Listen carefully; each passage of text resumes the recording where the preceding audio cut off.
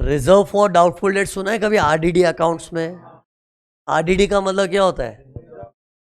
हाँ, full form नहीं, उसका मतलब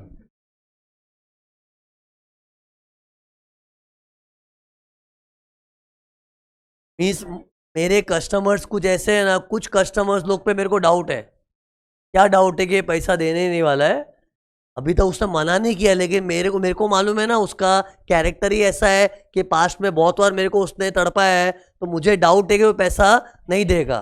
तो अपने क्या करते हैं किसी भी कस्टमर लोग से डाउट्स है, तो हम लोग एक अंदाज से सोचते हैं कि इससे आधा पैसा तो आने ही नहीं वाला है, और ये आदमी मेरे को 1/4 मेरा पैसा देगा ही नहीं। तो एक अंदाज से हम लोग ये प्रोविजन बना के बुक्स में चार्ज करते हैं ना, पीएनएल में, तो उसको बोलते हैं reserve for doubtful debts, provision for doubtful debts. तो ये चीज का डिडक्शन इधर मिलना चाहिए कि नहीं? नहीं मिल सकता है। थोड़ा शातिर बनो ना यार, होशियार बनो। अरे अगर इसका डिडक्शन मिलने लगा ना, रिजर्व फॉर डाउटफुल डेट्स का, तो बिजनेसमैन लोग झूठ बोलेंगे, चीटिंग करेंगे। क्या बोलेंगे मालूम है? मेरे 100 करोड़ के डेटर्स है, डेटर्स सब ऐसे ही है, कोई पैसा दे, मेरे को किसी में भरोसा नहीं, पैसा डुबाने वाले हैं। मतलब मेरे को तो मेरा 20 करोड़ डूबने वाला है, डाउट है मेरे को। अरे डाउट बोलने में क्या जाता है यार? ऐसे डाउट डाउट बोल के अपने को बुक्स में एंट्री पास करनी है, profit and loss account debit side में क्या लिखना है? Reserve for doubtful debts. ऐसा झूठ मूठ का डाउट बोल दो ना यार, कि अपने को मन में तो पूरा विश्वास है, एक एक से चुन चुन के पैसे लेने वाला हूं, लेकिन झूठ झूठ डाउट का माहौल बना दो। अरे तो चीटिंग क्या हो सकती है? ऐसे झूठ मूठ का डाउट बोल के प्रोविजन क्रिएट करके खर्चा दिखा के डिडक्शन ले लूंगा, तो वाओ प्रॉफिट कम, टैक्स कम, मजा आ जाएगा ना। तो ये तो चीटिंग हो सकती है। इसलिए गवर्नमेंट ने बोला boss we are not a fool, listen to a rule, कि अगर तेरे को डाउट है ना, तो तू अपना डाउट अपने पास ही रखना। तेरा डाउट जब क्लियर हो जाएगा ना, तब आना। मतलब क्या डाउट क्लियर हो जाएगा तब आ जा रहा? तब तो ये पक्का मालूम पड़ चुका तेरे पैसे डूब चुके हैं, तब हमारे पास आना, तब हमें भी सहानुभूति होगी। तेरा पैसा डूब चुका है, कोई बात नहीं, तब तेरे को हम डिडक्शन देंगे, लेकिन कब? जब कंफर्म बैड डेट्स होगा तभी। हाँ, जब आरडीडी से बीडी हो जाएगा तभी। वेरी गुड, क्या डायलॉग है!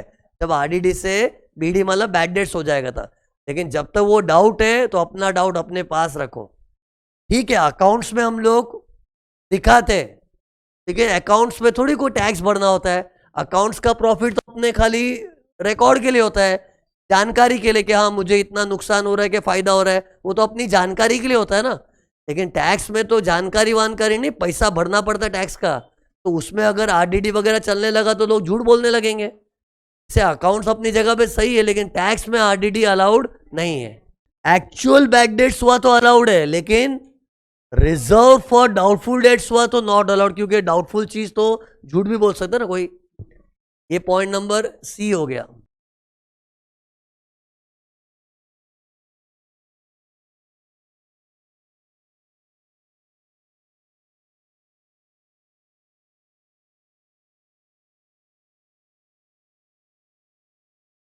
सीबीआईएफ का फुल फॉर्म बताओ।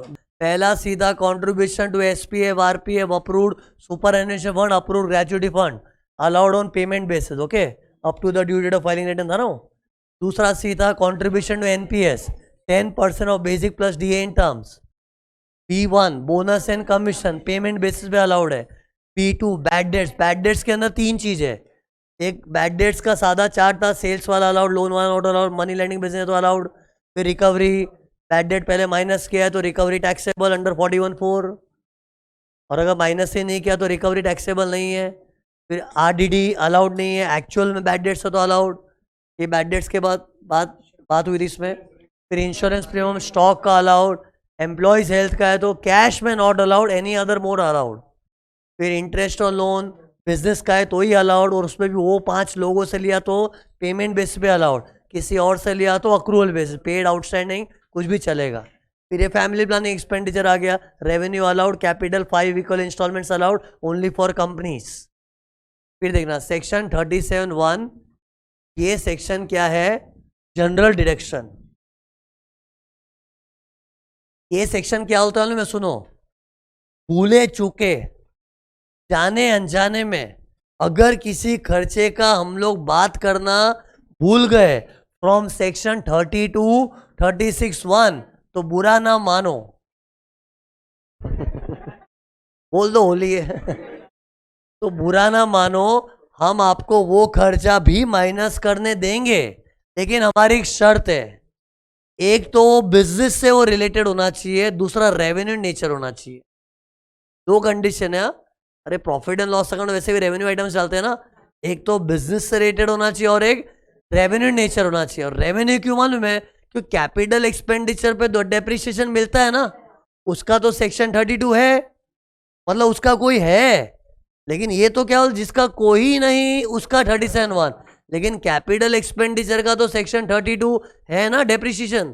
तो इधर कौन से लोग बच जाते हैं? Revenue expenditure. तो रेवेन्यू होना चाहिए और बिजनेस से रिलेटेड, ये दो कंडीशन है कानून में। तो ये देखो, सेक्शन 37(1) का पहले नाम है जनरल डिडक्शन, और इसका ढांचा देखो।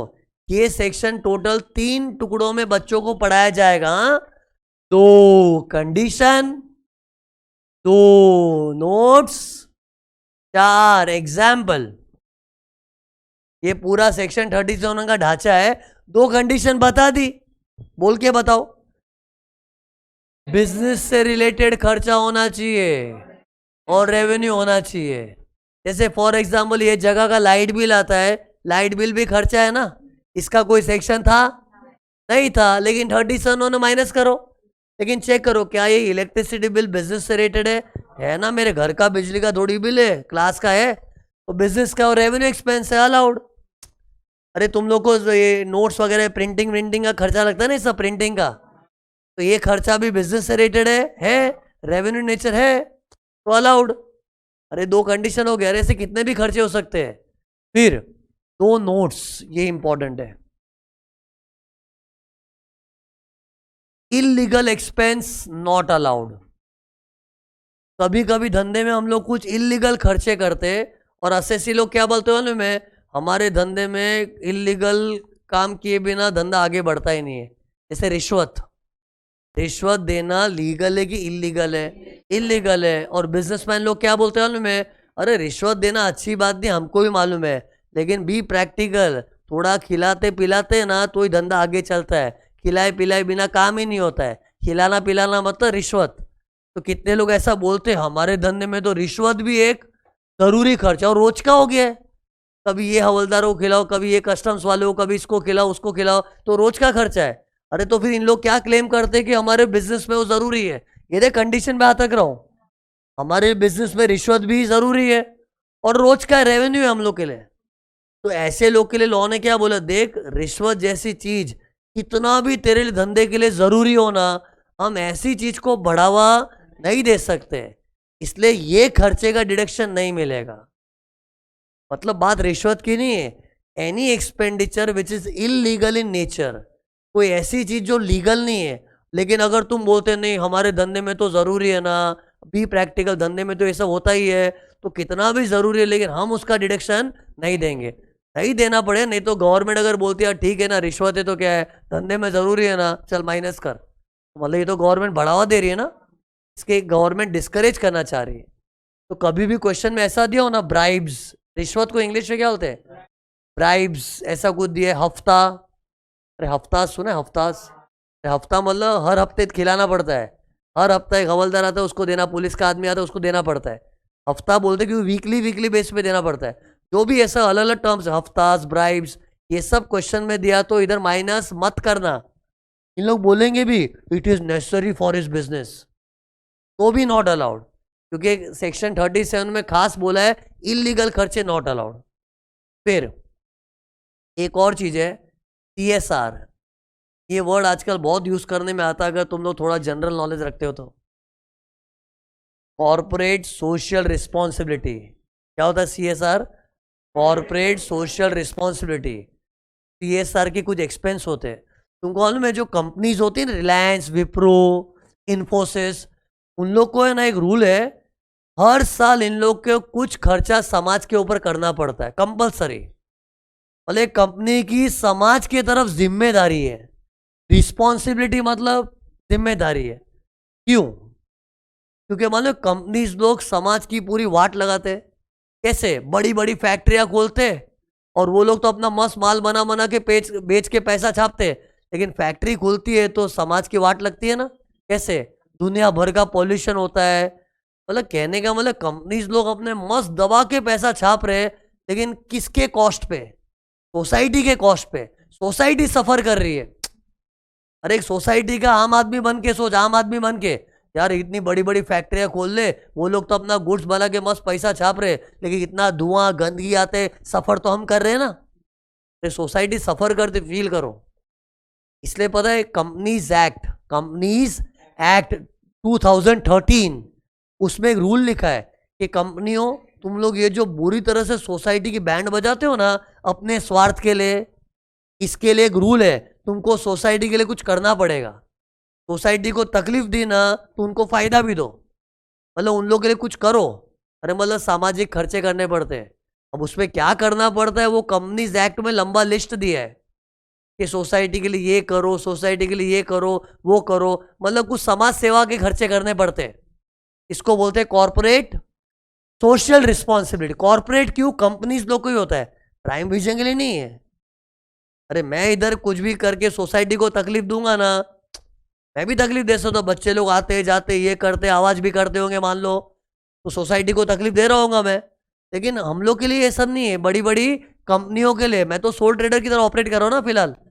कंपनीज लोगों के लिए, कंपनी लोग सोसाइटी को डिस्टर्ब करते, उन लोग तो बुरा डिस्टर्ब करते, खास करके पॉल्यूशन के थ्रू।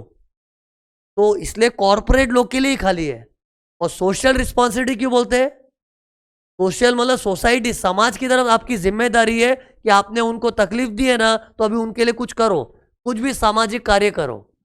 अब क्या करो उसकी लिस्ट है, और वो कहां दी है? Companies act. ये जनरल बात है। अभी मेन बात सुनो क्या है। मेन बात, सीएसआर में जो अपना खर्चा होता है ना, वो अलाउड नहीं है।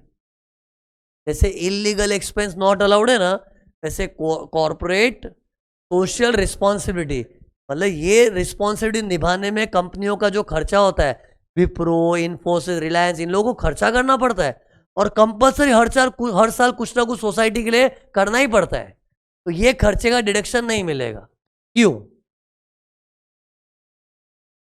क्योंकि ये समाज सेवा का खर्चा बिजनेस से रिलेटेड नहीं है।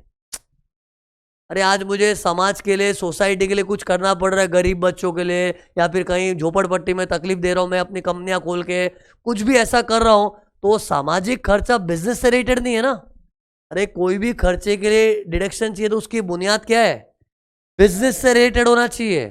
तो ये सीएसआर में फील करो, समाज के लिए खर्चा किया है, और समाज सेवा, ये खर्चा बिजनेस से रिलेटेड नहीं होता है। आज अगर मैं यहाँ पे बच्चों के लिए स्टेशनरी लेता हूँ, मार्कर वगैरह लेता हूँ, बिजनेस का खर्चा है, लेकिन कोई समाज सेवा के काम करूँ तो वो बिजनेस से रिलेटेड नहीं है ना, तो वो खर्चा कैसे अलाउ करेंगे? तो ये चीज पता है कानून में बतानी जरूरी क्यों समझी इन लोग ने? क्यों कंपनीज वाले क्या बोलेंगे, अरे हम लोग को तो कंपलसरी खर्चा करने को बोला है कंपनीज एक्ट ने। अरे आज रिलायंस, विप्रो वाले क्या बोलेंगे, ये सीएसआर खर्चा हम लोग को शौक से थोड़ी कर रहे, हमको तो कंपनीज एक्ट ने कंपलसरी बोले आपको ये खर्चा करना पड़ेगा, तो कंपलसरी करना पड़ेगा तो डिडक्शन भी दो आप। तो इसके लिए इनकम टैक्स वाले क्या बोलते हैं, देख इनकम टैक्स एक्ट अलग है और कंपनीज एक्ट अलग है। माना कि कंपनीज एक्ट वाले आपको बोलते कि खर्चा करो, लेकिन उसका हमारा कुछ लेना देना नहीं है। हम इनकम टैक्स वाले एक ही बात जानते हैं, बिजनेस से रिलेटेड है तो बोल, बिजनेस से रिलेटेड नहीं है ना, वो नहीं है, लेकिन करना ही पड़ता नहीं तो। अरे करना पड़ता, भाड़ में जाना यार, वो तो कंपनीज एक्ट ने बोला है, कंपनीज एक्ट अलग है, हम लोग अलग है। तो उन लोग तेरे को बोले फोर्स करते ऐसा खर्चा करने के लिए, वो हमारा लुकआउट नहीं है। हमारी नजरों में वो खर्चा बिजनेस से रिलेटेड नहीं है, क्योंकि समाज सेवा के खर्चे है, तो वो खर्चा माइनस करने नहीं देंगे। तो ये चीज कानून में लिखनी जरूरी क्यों मालूम है? तो कंपनीज वाले क्या सोचेंगे, भाई ये तो हमको कंपलसरी करना ही पड़ता है, तो जब ये खर्चा कंपलसरी है तो डिडक्शन तो चाहिए ना। उन लोगों को मन में हक सा लगता है, लेकिन इस पे हक मत जताओ, क्योंकि ये खर्चा बिजनेस से रिलेटेड नहीं है, इट इज समाज सेवा। कंक्लूजन सुनो, ये दो चीज के लिए लॉ ने क्लेरिफाई कर दिया है। एक्चुअली 37(1) जनरल मतलब जो चाहिए माइनस कर, लेकिन इन दो चीज का खास ख्याल रखना। अरे पहले इन लोगों ने क्या बोला, जो चाहिए माइनस कर, लेकिन इन दो चीज का ख्याल रखना कि अगर कोई इलीगल खर्चा है तो सॉरी, वो बिजनेस के लिए जरूरी है तो भी नहीं। सीएसआर के खर्चे वो कंपनियों के लिए कंपलसरी एक्सपेंस है, बट फिर भी बिजनेस से रिलेटेड नहीं है इसलिए नहीं। तो ये दो नोट याद रखना। आता है क्वेश्चन है बहुत बार, इलीगल एक्सपेंस, इलीगल बोल के ब्राइब्स बहुत बार आता है सब में, ब्राइब्स। फिर सीएसआर एक्सपेंस आता है, सीएसआर लिख के ही आ जाता है। फुल फॉर्म तुम लोगों को मालूम होना चाहिए, वो लोग सोचते सीए कर रहा है ना, मालूम होना चाहिए। बोलो full form, corporate social responsibility. लिखो, 4 एग्जाम्पल आएंगे लेकिन लिखो, थोड़ा हलचल होगी, नींद उड़ेगी। कौन सा सेक्शन चालू हुआ है? 37(1), सेक्शन 37(1।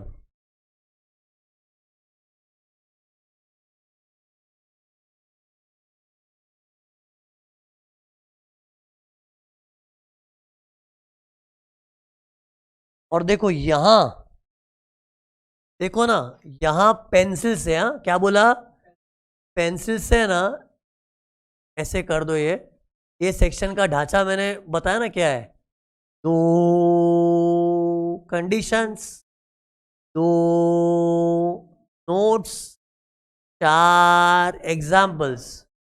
याद करो, मैं अगले लेक्चर तुम लोगों को पूछूंगा ना, तो मन में ये चलना चाहिए, 2 कंडीशन बोलूंगा मैं, फिर 2 नोट्स बोलूंगा, फिर 4 एग्जाम्पल्स।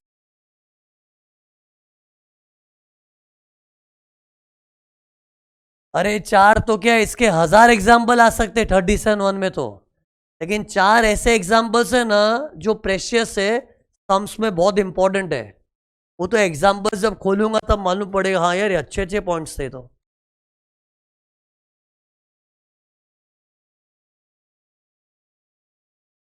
दिखा ना, ये पेंसिल से, ये खाली अपने पर्सनल रेफरेंस के लिए। ओके, अब इसके नीचे ना इंग्लिश में लिखेंगे।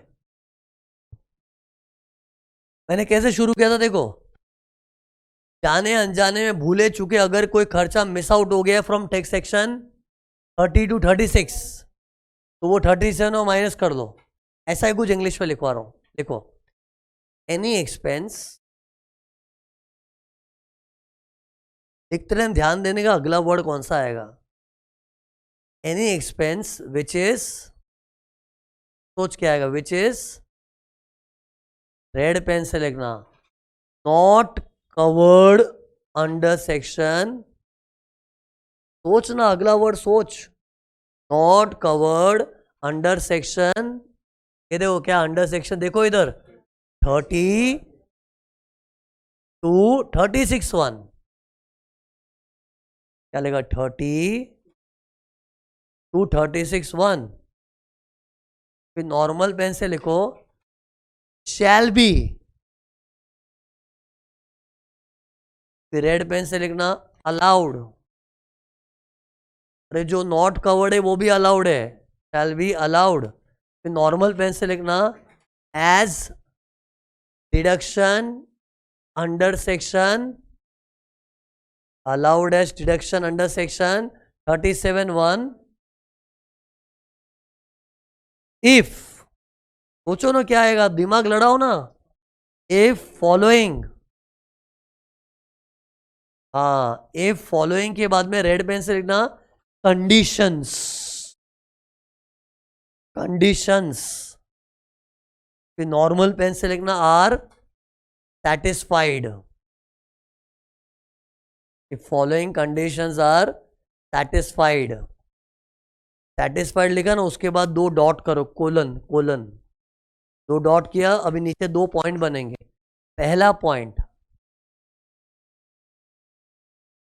सच एक्सपेंस, सच एक्सपेंस, सच मतलब जो 30 से 36 में कवर नहीं हुआ है उसी का बात करें ना, ऐसा लगो, सच एक्सपेंस, क्या था, such expense should be related to, रुक जाना, रिलेटेड टू, रुको, रिलेटेड टू, बाद में रेड पेन से लिखना, कैपिटल लेटर्स में क्या लिखोगे, बिजनेस, बिजनेस। नॉर्मल पेन से next line, second point, such expense should B, फिर रुको, रेड पेन कैपिटल लेटर्स पे लिखना, रेवेन्यू, रेवेन्यू, फिर नॉर्मल पेन से लिखो in nature, revenue in nature,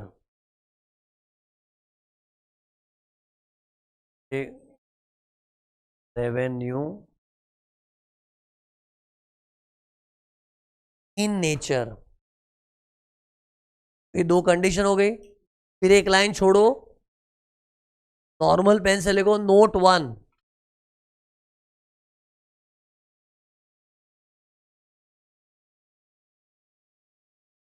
देखो, any expense which is, any expense which is, बाद में रेड पेन से लिखना इलीगल, ये देखो ये वर्ड था इलीगल, फिर नॉर्मल पेन से लिखना in nature, illegal in nature, shall, red pen से लिखना नॉट बी अलाउड,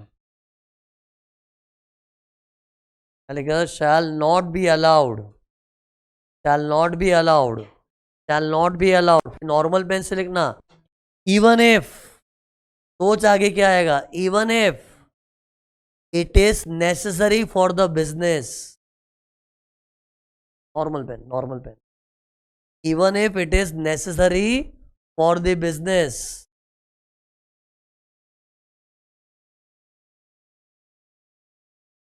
एग्जाम्पल, वहीं लिखना एग्जाम्पल, ये देखो ब्राइब्स, ये देखो ऐसा लिखते हैं ब्राइब्स, रिश्वत होता है ना, रिश्वत, ब्राइब्स, कॉमा, ये देखो एक और एग्जाम्पल लिख रहा हूं,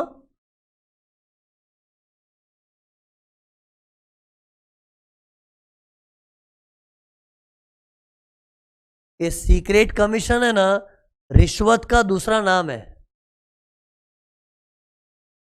देखो फिर समझाता हूं, bribes comma secret commission etcetera, तुम लोग पता है सीक्रेट कमीशन को रिश्वत क्यों बोल रहा हूं, सीक्रेट मतलब क्या है, ऐसे डिंडोरा पीट के ओपनली बोला है कि चुपके से, रिश्वत ऐसा ही तो होता है, कभी रिश्वत देने वाले को देखा ऐसा बोलता है, रिश्वत सबको बता के दे, चुपके से देता है, अंडर द टेबल बोलते हैं ना, अंडर टेबल, तो चुपके से दी हुई चीज रिश्वत ही तो होती है, और कमीशन बोल रहे हैं, और ये भी रूल है सुनो, रिश्वत देने वाला कभी भी ये बोल के नहीं देगा रिश्वत ले, रिश्वत वर्ड यूज ही नहीं होता है, हवलदार को भी क्या बोलते, चाय पानी, आप अपना कट रख लो, सब वर्ड यूज कर लेंगे, आपका कमीशन रख लो, रिश्वत वर्ड मुंह से निकलता नहीं है, लेकिन होती तो रिश्वत ही है ना, तो सी जो चीज कमीशन बोल के चुपके से दिया है वो एक तरह का रिश्वत ही है, तो इधर पेंसिल से लिख दो रिश्वत, सीक्रेट कमीशन इज लाइक रिश्वत, ठीक है, नाम एकदम सोफिस्टिकेटेड लगता है ना, ऐसा लगता है अरे कोई स्पेशल टाइप का खर्चा लग रहा है, तो अलाउड होना चाहिए, नहीं अलाउड होगा, ये रिश्वत ही है, इट्स लाइक रिश्वत एटसेट्रा। फिर दूसरा नोट, एक लाइन छोड़ो, लिखो नोट 2, नोट 2, नॉर्मल पेन से लिखना any expense on, red pen से लिखना CSR, फुल फॉर्म भी लिखवाऊंगा, पहले लिखो CSR, फिर ब्रैकेट में रेड पेन से लिखो, क्या था उनमें, देखो कॉर्पोरेट, नहीं कॉर्पोरेट वर्ड था, कॉर्पोरेट, कॉर्पोरेट क्यों बोलते हैं, क्योंकि कंपनियों के ऊपर ही ये रूल है कि आप लोग को समाज के लिए कुछ करना पड़ेगा, क्या था, कॉर्पोरेट सोशल रिस्पॉन्सिबिलिटी, स्पेलिंग बराबर लिखना, नोट्स मत बिगाड़ना अपनी, कॉर्पोरेट सोशल रिस्पॉन्सिबिलिटी, फिर नॉर्मल पेन से लिखना शैल बी शैल बी के बाद है ना, ये देखो,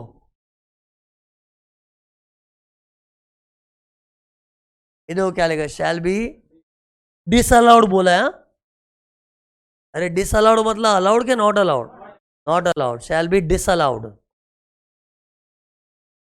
तो ये CSR एक्सपेंस हो गया। फिर सुनिए इधर देखो, क्या ये हुआ ना, इतना हो गया अपना। फिर बाद में 4 एग्जाम्पल्स है। पहला एग्जाम्पल है एडवर्टीजमेंट। एडवर्टीजमेंट के बारे में क्या राय है तुम्हारी? स्टार्टिंग से बताओ, हिम्मत रखो, पढ़ाई मन से करो, मन लाओ, मन लाओ, मन। एडवर्टीजमेंट किसी भी सेक्शन में आया था? नहीं। जिसका कोई नहीं उसका 37(1), लेकिन 37(1) की शर्त क्या है? हाँ, तो चेक करो एडवर्टीजमेंट क्या वो बिजनेस से रिलेटेड है? बिजनेस में तो बहुत जरूरी है मार्केटिंग, एडवर्टीजमेंट वगैरह। फिर इधर देखो ना, क्या वो रेवेन्यू एक्सपेंडिचर है? जहां भी कोई एसेट जैसा नहीं खरीदते तो रेवेन्यू ऐसा ही होता है ना। और ये तो रोजमर्रा का खर्चा, एडवर्टीजमेंट टाइम टू टाइम करना ही पड़ता है ना। तो इन शॉर्ट एडवर्टीजमेंट अलाउड होना चाहिए, जल्दी बोलना। अलाउड होना चाहिए और अलाउड है, लेकिन अभी सुनना, लेकिन अगर किसी पॉलिटिकल पार्टी के पैम्फलेट में, पोस्टर में, बैनर में तुमने तुम्हारी एडवर्टीजमेंट दी है तो उसका डिडक्शन नहीं मिलेगा। पॉलिटिकल पार्टी बोला सुना था, बीजेपी, कांग्रेस, शिवसेना, मनसे, इन लोग का कोई पैम्फलेट है, पैम्फलेट्स होता है ना यार, या फिर पोस्टर, बैनर, होर्डिंग्स, उसमें अगर तुमने एडवर्टीजमेंट दिया, भले ही तुमने अपने धंधे का दिया है, फिर भी उसका डिडक्शन नहीं मिलेगा। जैसे मेरी प्राइम विजन की एड तुमको है ना, बीजेपी के कोई पोस्टर वगैरह में दिख गई तो फुकट में थोड़ी ऐड होगी, मैंने पैसा दिया रहेगा ना। तो वो प्राइम विजन वाले ने जो ऐड किया वो बिजनेस का ऐड है। मैं अपने कोचिंग क्लास क्या कर रहा हूँ, CA inter new batch starting, CA final new batch starting, लेकिन ऐड मैंने कहाँ की है? बीजेपी या कांग्रेस के कोई पोस्टर, बैनर वगैरह में, उनके कोई पैम्पलेट्स में। तो ऐसा खर्चे का डिडक्शन नहीं मिलता इधर। डाउट क्या आना चाहिए यार, खर्चा तो सर प्राइम विजन का ऐड दे रहे हैं ना यार। ठीक है, प्राइम विजन की ऐड सर चाहे न्यूज़पेपर में दे, इंस्टाग्राम में करे, गूगल में ऐड करे, के पैम्पलेट्स, एडवर्टीजमेंट तो बिजनेस का ही हो रहा है ना, तो क्यों मना? क्योंकि सुनो, ऐसी एडवर्टीजमेंट को गवर्नमेंट डोनेशन ट्रीट करती है। ये असली मायने में ना डोनेशन होता है। वो बोलते हैं ना एडवर्टीजमेंट तो बहाना है, पॉलिटिकल पार्टियों को डोनेशन देना है, जिताना नहीं है, उनको डोनेशन देना है। तुम लोगों ने पॉलिटिकल पार्टी का घर कैसे चलता है? अरे कांग्रेस, बीजेपी, उन लोग को भी पैसे चाहिए होते यार, सामाजिक काम करने के लिए, इलेक्शन विलेक्शन लड़ने के लिए। हर थोड़े टाइम में इलेक्शन आ जाता है, तो मानो पहले पॉलिटिकल पार्टी को फंड्स चाहिए होता है, और उनको फंड्स देना अक्सर लोग डोनेशन के फॉर्म में देते हैं। और जब डोनेशन देते हैं ना तो अपनी बदले में वो लोग ऐड कर देते हैं। और जैसे इधर गणपति का फेस्टिवल हुआ था ना, तो मैंने डोनेशन दिया था, लेकिन बदले में मेरी ऐड हो गई। इधर ऐड लगाई थी, तुम देखी नहीं? ये देखो, मैं बैनर दिखाता हूँ तुम लोग को, ये देखो, ये रहा, ये देखो, ये क्या है? प्राइम विजन दिख रहा है ना ये? तो ये एक्चुअली एडवर्टीजमेंट, एक्चुअली डोनेशन दिया था उन लोग को। अरे गणपति का फंक्शन होता है तो डोनेशन मांगते हैं ना वो लोग यार, तो डोनेशन के बहाने हम लोग की एक एडवर्टीजमेंट हुई थी, है ना? ये कितना बड़ा। मेरा मेन पॉइंट क्या बोलना था कि कभी भी हम लोग किसी को डोनेशन देते हैं ना तो अपनी एडवर्टीजमेंट वो लोग कर देते हैं। तो ये तो छोटा मोटा गणपति का पंडाल, नवरात्रि का मंडप वगैरह होता है, वो तो होता ही है, लेकिन पॉलिटिकल पार्टीज भी ऐसे करती है। पॉलिटिकल पार्टी और रिलायंस वाले भर भर के फंडिंग करते हैं, 5 लाख, 6 लाख, 1 करोड़ पैसा होता है ना उन लोग के पास, वो लोग देते पैसा। और उन लोग जब पैसा देते ना तो बीजेपी वो लोग क्या करते हैं, बदले में उसकी एडवर्टीजमेंट कर देते। तो बोलने में तो एडवर्टीजमेंट ही आता है ना, लेकिन एक्चुअली वो डोनेशन है। तो प्रॉब्लम क्या में, उसका डिडक्शन ऑलरेडी ले चुके हम। शेट यार, मैंने पढ़ाया था, ये नहीं थी वो लेक्चर में, लेकिन बाकी लोग तो थे। 80GGB, any donation to political party, उसका डिडक्शन कहाँ मिलता है? चैप्टर 6 से।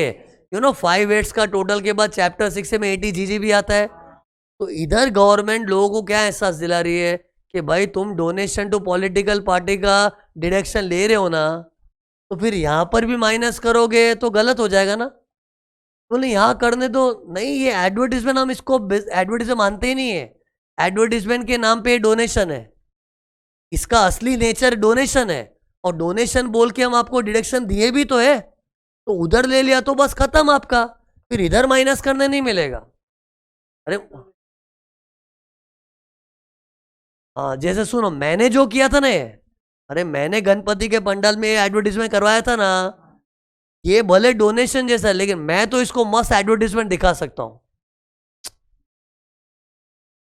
ये पॉलिटिकल पार्टी का था, कोई कांग्रेस का बीजेपी का नहीं ना, ये तो जनरल था। तो मैं इस एडवर्टीजमेंट को एडवर्टीजमेंट की तरह ही क्लेम करूंगा और माइनस भी करूंगा।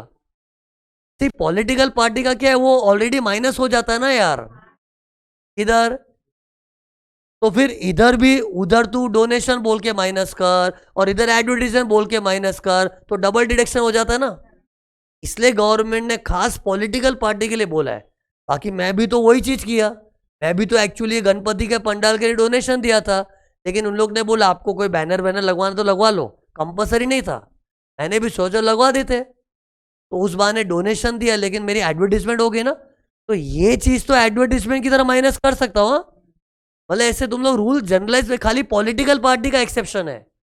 तो मेरे को बताओ, ऐसे कोई नवरात्रि का बहुत बड़ा फंक्शन हो रहा है, वो लोग को भी डोनेशन दिया, वहां पे मेरी ऐड लगवा दी तो मिलेगा।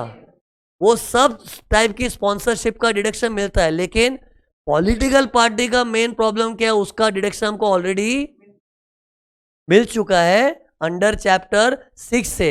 सेक्शन याद है 80 जीजीबी कंपनी का था, जीजीसी फॉर अदर्स था, इसलिए इधर मना किया है। नहीं तो क्या इधर भी माइनस करें डबल हो जाएगा ना। तो कंक्लूजन देखो, ये अच्छा एग्जाम्पल था ना।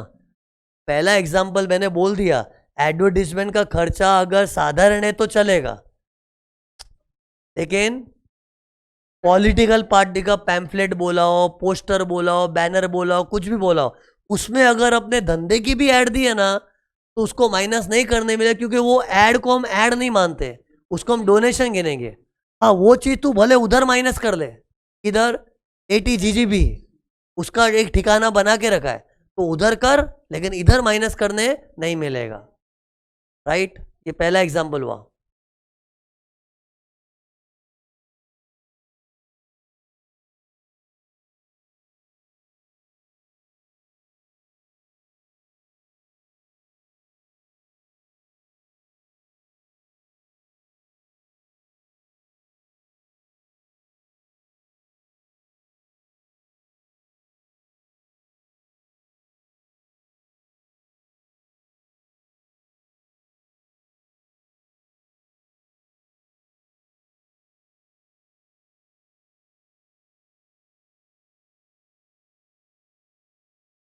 देखो कैसे दिखा, देखो नॉर्मली तो वो अलाउड है। अरे कभी भी एडवर्टीजमेंट सिर्फ बोला है तो अलाउड, टीवी में दिया, न्यूज़पेपर में, हर तरह के एडवर्टीजमेंट अलाउड है, सिवाय पॉलिटिकल पार्टी। वो भी अलाउ करने में प्रॉब्लम नहीं, लेकिन उसका अलग जगह बना के रखा ना 80 जीजीबी, इसलिए इधर नॉट अलाउड। फिर दोनों जीजीबी किसके लिए था, मैं अज्यूम कर रहा हूँ ये सब याद होगा तुमको, कंपनीज लोगों के लिए, और जीजीसी नॉन कंपनीज, दोनों डोनेशन टू पॉलिटिकल पार्टी है ना। An advertisement in such advertisement is deemed as donation. Deemed मतलब समझता है, ऐसा बोलता हो तो, डीम्ड मतलब अज्यूम्ड। तुम लोग किसी दिन कंपनीज एक्ट के जानकार होंगे ना, कंपनीज एक्ट के, तो कंपनीज एक्ट में तो लिखा भी है कि पॉलिटिकल पार्टियों के ब्रोशर वगैरह में, पैम्फलेट्स में एडवर्टीजमेंट देते तो हम उसको डोनेशन की नज़र से देखेंगे। ये तो कंपनीज एक्ट में भी ऐसा लिखा है, और इनकम टैक्स वाले भी वो बात कायम रख रहे हैं कि हम उसको डोनेशन की नज़र से देखेंगे, क्योंकि हकीकत भी वही है।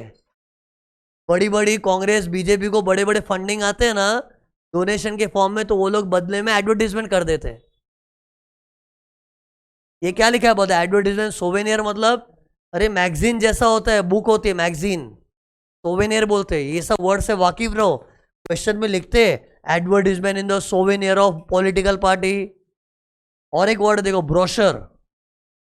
अरे ब्रोशर होता है ना 8-10 पेज का बुकलेट, प्रोस्पेक्टस जैसा, सोवेनियर, क्या लिखते हैं इसको, ब्रोशर, पैम्फलेट्स, ये देखो पैम्फलेट्स की स्पेलिंग बराबर लिखना,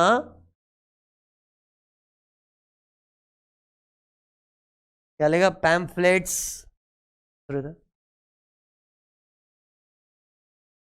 ऑफ अ पॉलिटिकल पार्टी।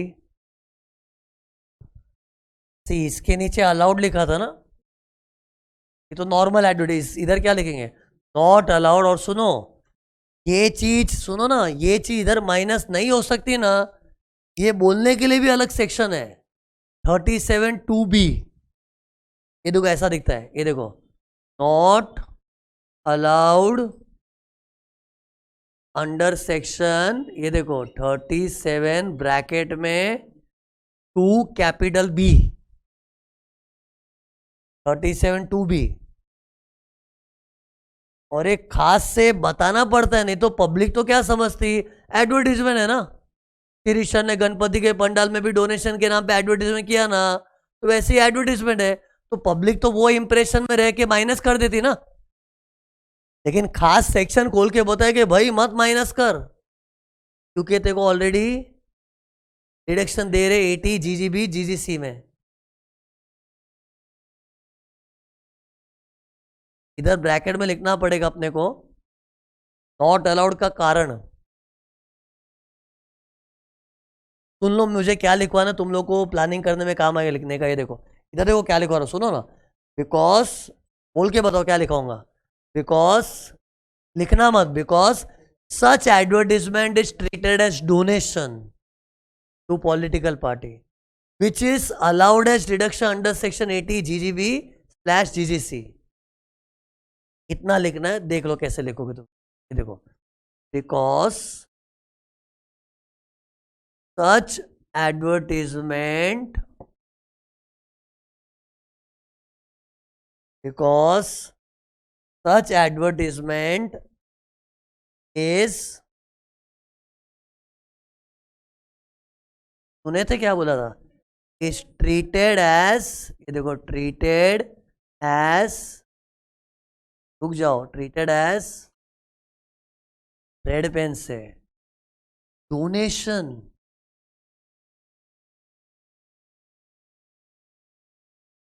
इस एक्चुअल में डोनेशन नहीं दिया था उनको, फंडिंग किया था, वो तो क्या बदले में अपनी ऐड हो गई उधर। क्या लिखा, such advertisement is treated as donation, normal pen से, to political party, to political party which is,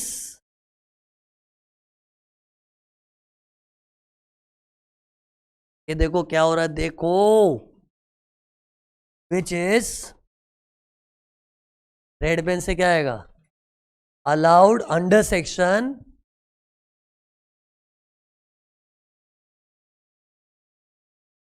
क्या था, 80, ये देखो 80 GGB/GGC।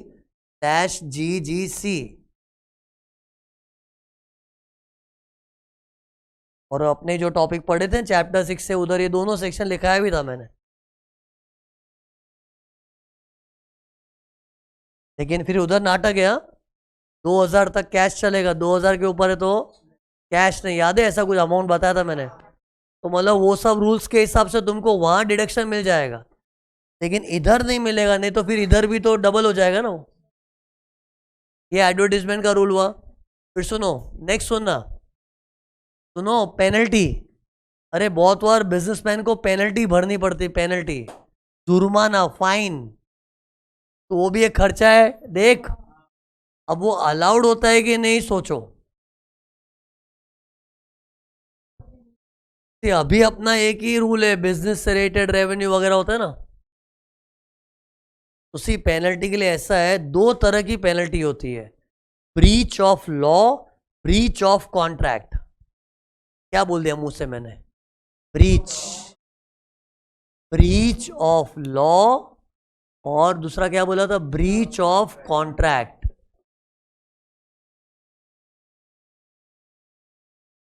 ब्रीच ऑफ लॉ मतलब कानून तोड़ना, ब्रीच ऑफ कॉन्ट्रैक्ट मतलब कॉन्ट्रैक्ट तोड़ना, अरे तोड़ना। ब्रीच मतलब टू ब्रेक। तो टेल मी, कानून तोड़ने के लिए पेनल्टी लगती है ना, अरे कोई कानून तोड़ा तो जुर्माना भरना पड़ता है ना, वो तो मालूम है, लेकिन ब्रीच ऑफ कॉन्ट्रैक्ट क्या होता है बताओ।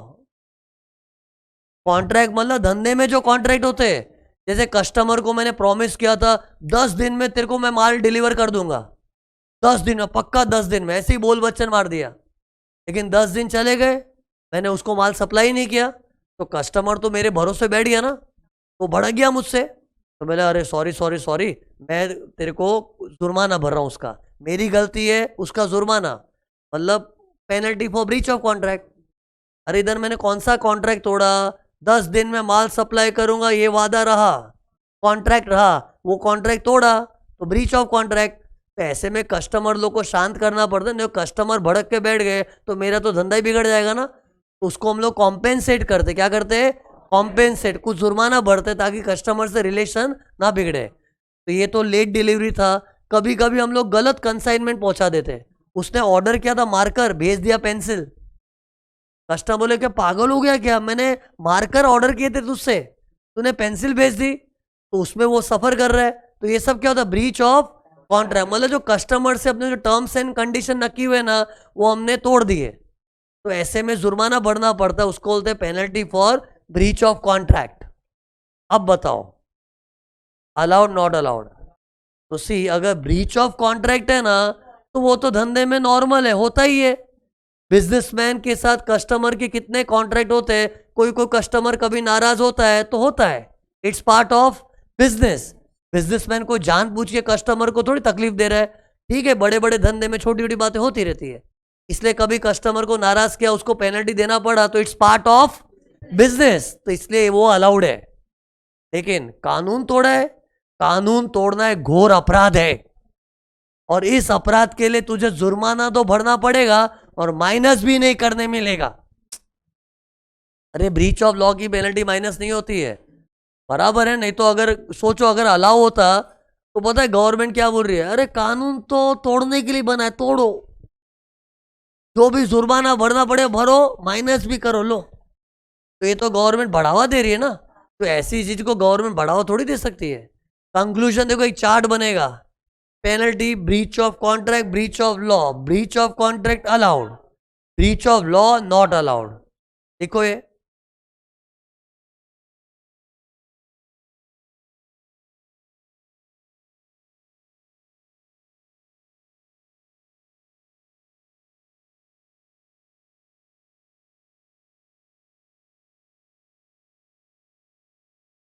कसम खाओगे पढ़ के आओगे, ब्रीच ऑफ कसम नहीं होनी चाहिए। ब्रीच ऑफ कसम मतलब कसम तोड़ना, तोड़ना मत। इसमें तो पेनल्टी भी नहीं मिल रही है तुम लोग को, है पेनल्टी नहीं हो रही, भगवान देख रहे हैं ना। क्या लिखू हुई था ब्रीच ऑफ लॉ के, यहाँ पे क्या लिखो, अलाउड के नॉट अलाउड, नॉट अलाउड। अरे नॉट अलाउड मतलब वो डिडक्शन उसका नहीं मिलेगा, कानून तोड़ना घोर अपराध है। ब्रीच ऑफ कॉन्ट्रैक्ट के नीचे क्या लिखेंगे, अलाउड। इसको हम लोग लाइटली लेते हैं क्योंकि धंधे में तो क्या कस्टमर को थोड़ा बहुत नाराज किया होता है, पार्ट ऑफ बिजनेस। एग्जाम्पल इधर लिखना, ये देखो, पेनल्टी फॉर, मैंने जो एग्जाम्पल दिए थे ना वही लिखवा रहा हूँ, क्या पता तुम लोग सुने थे कि नहीं। ये देखो पेनल्टी फॉर, ये देखो, लेट डिलीवरी ऑफ गुड्स, बोला था ना ऐसा, 10 दिन में माल सप्लाई करूंगा, किया ही नहीं।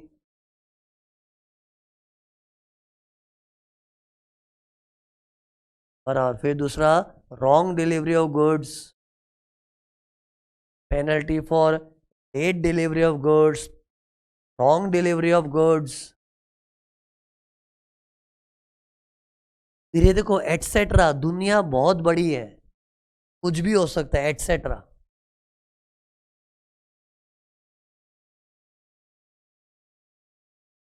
तो ये पेनल्टी हो गया। इधर से इधर तक का सफर बताओ मेरे को, सेक्शन 30 क्या था, rent, repairs, taxes, insurance of building. देखना मत, नहीं आएगा तो मैं तो बोल ही रहा हूँ साथ में, rent, repairs, tax, insurance of building. 31 repairs and insurance of plant and machinery and furniture. 32 depreciation. Depreciation की थियरी 10 पार्ट में है. Class of assets, conditions. Condition में 3 कंडीशन है, तीसरी कंडीशन में 3 नोट है. कंडीशन ना.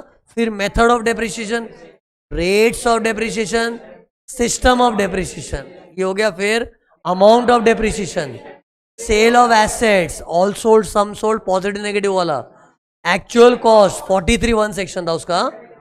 एडिशनल डेप्रिसिएशन, उसमें 2 कंडीशन 1 नोट था, 2 कंडीशन 1 नोट. अदर पॉइंट्स में 2 पॉइंट थे. हायर परचेज ऑफ गिफ्ट में मिला हुआ एसेट. ये 10 पॉइंट डेप्रिसिएशन के थे. सेक्शन 35 साइंटिफिक रिसर्च, उसका ढांचा ऐसा था. इन हाउस और डोनेशन. इन हाउस में वापस 2 पार्ट था. During the course of business, before commencement of business. फिर 35 एडी, इसका ढांचा कैसा था? 3 पार्ट. 14 business, 4 condition, 6 notes. फिर 35 डी, इसका प्रिलिमिनरी एक्सपेंस का ढांचा भी 3 पार्ट में था. पफवे डरसो list of eligible expense, amount of deduction, 3 note. कौन सी नोट थी? 5 साल तक मिलता है COPC, फिर इंडियन कंपनी, देसी बॉयज लोग के लिए था. तो इसका ढांचा भी 3 पार्ट में था ना. एलिजिबल खर्चे, अमाउंट ऑफ डिडक्शन और 3 नोट. ये 35 डी था. फिर DD ये छोटू सा था, 5 इक्वल इंस्टॉलमेंट था. क्या है? Voluntary retirement compensation, 5 equal installments. फिर 36(1) CBIF, C2 B2 I2F, C2 B2 I2F. C1 क्या था? Contribution to SPF, RPF, approved superannuation fund, approved gratuity fund, allowed if it is paid up to the due date of filing return as required by section 43B. TB लेकर का C, TB लेकर का C है. फिर CBI में दूसरा C क्या था? कॉन्ट्रीब्यूशन टू NPS, एम्प्लॉयर का contribution to NPS 10% of basic plus DA in terms. फिर B क्या था? Bonus and commission to employees, allowed if it is paid up to the due date of filing return as required by section 43B. मतलब allow करने वाला 36(1) है, लेकिन paid होगा वो कंडीशन रखने वाला 43B है. और वो टीबी लिकर का B हो गया, बोनस एंड कमीशन. फिर B2, B1 B2 bad debt, उसमें 3 पॉइंट थे. पहला, सेल्स वाला बैड डेट्स अलाउड, लोन वाला normally not allowed, money landing business है तो अलाउड. ये एक होगा. फिर रिकवरी, बैड डेट्स यदि आपने पहले माइनस किया था तो रिकवरी ऊपर ऐड होंगी अंडर सेक्शन 41(4), लेकिन पहले माइनस ही नहीं किया तो रिकवरी ऐड भी नहीं होगा. ये रिकवरी था. फिर RDD का था, एक्चुअल में पैसा डूबा है तो माइनस कर, डाउट वाउट नहीं चलेगा, reserve for doubtful debts not allowed. ये 2B हो गया ना, बैड डेट CBI. I में पहला I क्या था? इंश्योरेंस प्रीमियम, स्टॉक का अलाउड, एम्प्लॉइज हेल्थ का, कैश में not allowed, any other mode चलेगा. ये I1 था. फिर I2, interest on loan, business personal loan not allowed, business का है अलाउड. फिर टेकन फ्रॉम 5 लोग, PFI, SFC, SIIC, SB, NBFC, इनसे लोन लिया तो allowed if paid up to the due date of filing return as required by section 43B. TB लिकर का I है ये. और आउटस्टैंडिंग नॉट अलाउड उसमें. और किसी और से लोन लिया तो पेड, आउटस्टैंडिंग कुछ भी चलेगा. फिर CBI था ना, 2 I हो गया. F क्या था? Family planning expenditure, revenue expenditure allowed, capital expenditure 5 equal installments में अलाउड. तो ये था अपना C2 B2 I2 F. और ये ओनली फॉर कंपनीज है, फैमिली प्लानिंग वाला ओनली फॉर कंपनीज. फिर 37(1) general deduction, 2 condition, 2 note, 4 example. 2 condition simple है, बिजनेस का होना चाहिए, रेवेन्यू होना चाहिए. 2 नोट में इलीगल खर्चा, रिश्वत विश्वत, सीक्रेट कमीशन नॉट अलाउड. फिर CSR एक्सपेंस भी not allowed because not related to business. एक काम करो, CSR के यहाँ पे लिखवाना है क्योंकि वो बिजनेस से रिलेटेड नहीं है, समाज सेवा है. अरे अपने ये तो लिख दिए थे कि नॉट अलाउड है. वहां जाओ ना, वो पॉइंट के बाजू में क्या लिखा था? Any expense on CSR shall be disallowed था ना. ब्रैकेट में उधर नॉर्मल पेन से लिख दो, because not related to business.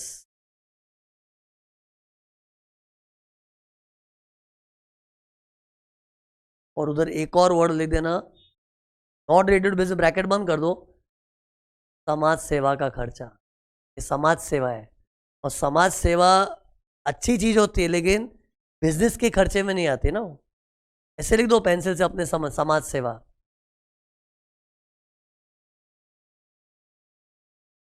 फिर ये 2 नोट्स थी, फिर 4 एग्जाम्पल में 2 एग्जाम्पल हो गए।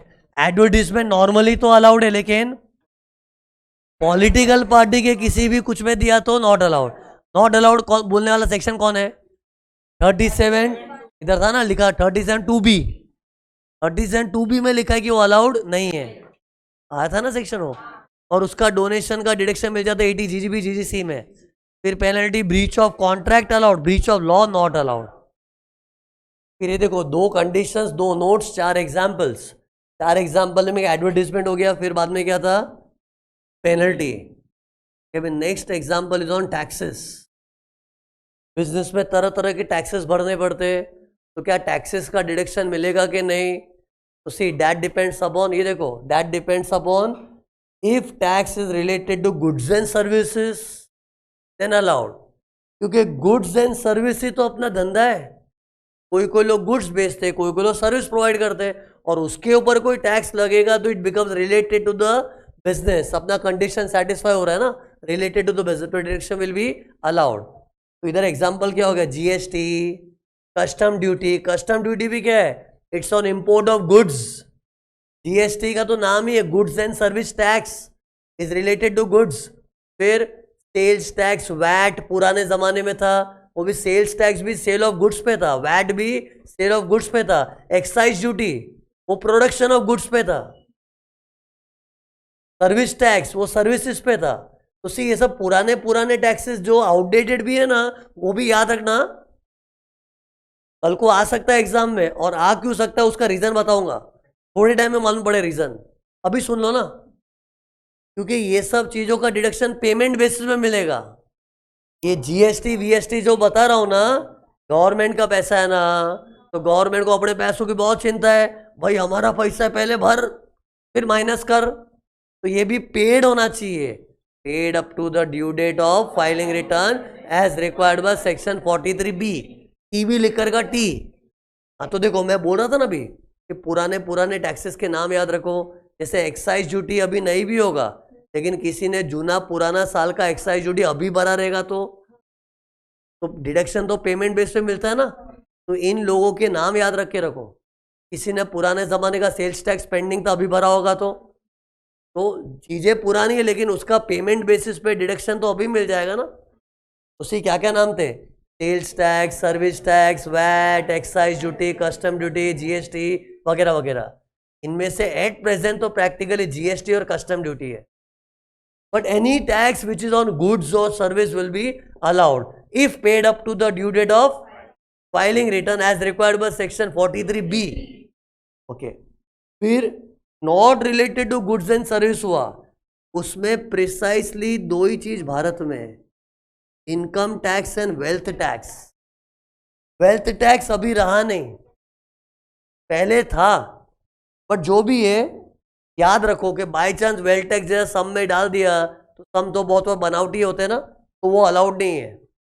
क्यों अलाउड नहीं है? क्योंकि वेल्थ टैक्स जब था ना, किस पे लगता था? अपनी पर्सनल वेल्थ पे। पर्सनल मतलब पर्सनल, और डिडक्शन की बुनियाद क्या है? खर्चा should be related to the business. लेकिन वेल्थ टैक्स बंद हो गया, तो अभी सिर्फ इनकम टैक्स बचा अपने लिए। But whatever it was on personal wealth ना, तो not related to business. Income tax भी नॉट अलाउड है। इनकम टैक्स क्यों नॉट अलाउड है बताओ चलो, why income tax is not allowed?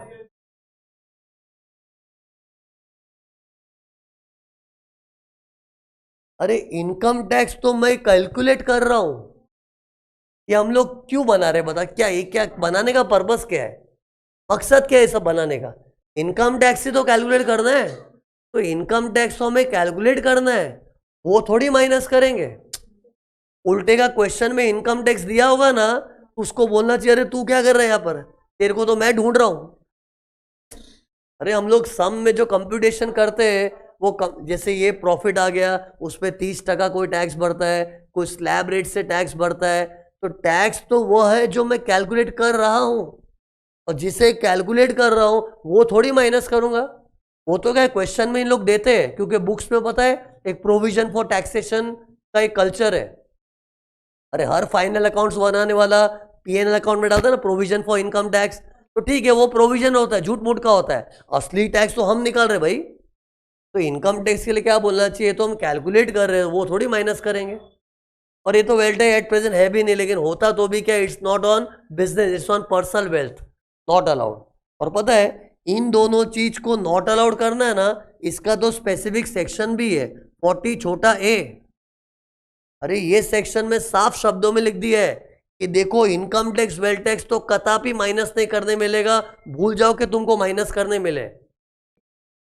फिर है ना इन सब टैक्सेस से रिलेटेड कुछ इंटरेस्ट होता है, पेनल्टीज होता है, इसके बाद मैं करूंगा, पहले इतना लिख दो।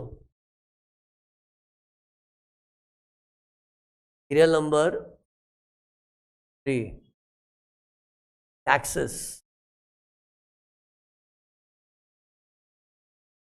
यहां से कॉपी करना।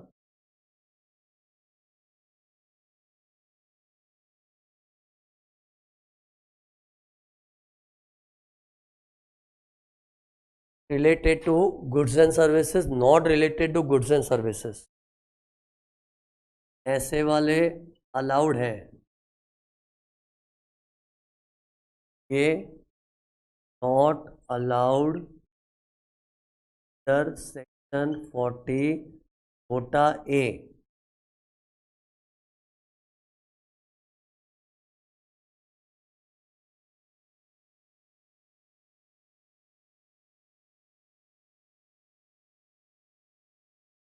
एक्साइज ड्यूटी जब था it was on production of goods, manufacturing पे था, मैन्युफैक्चरिंग, बट गुड्स ना तो रिलेटेड टू गुड्स।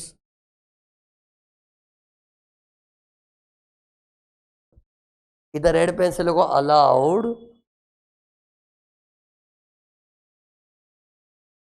अलाउड, फिर नॉर्मल पेन से इफ इट इज, फिर रुक जाओ, इफ इट इज, फिर रेड पेन से कैपिटल लेटर्स में चमकता हुआ फेड। ये फेड वर्ड अपनी नोट्स में 6 बार चमकने वाला है, TB liquor, if it is paid, paid word को कुछ किया, कुछ कर दो उसको, काट मत देना।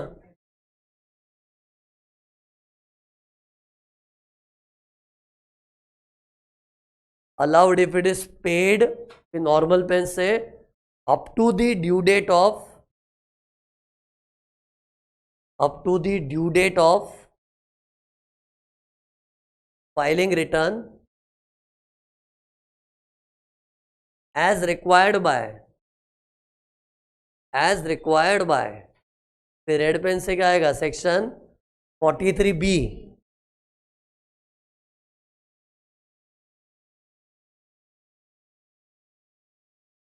ओके लुक हियर, लुक,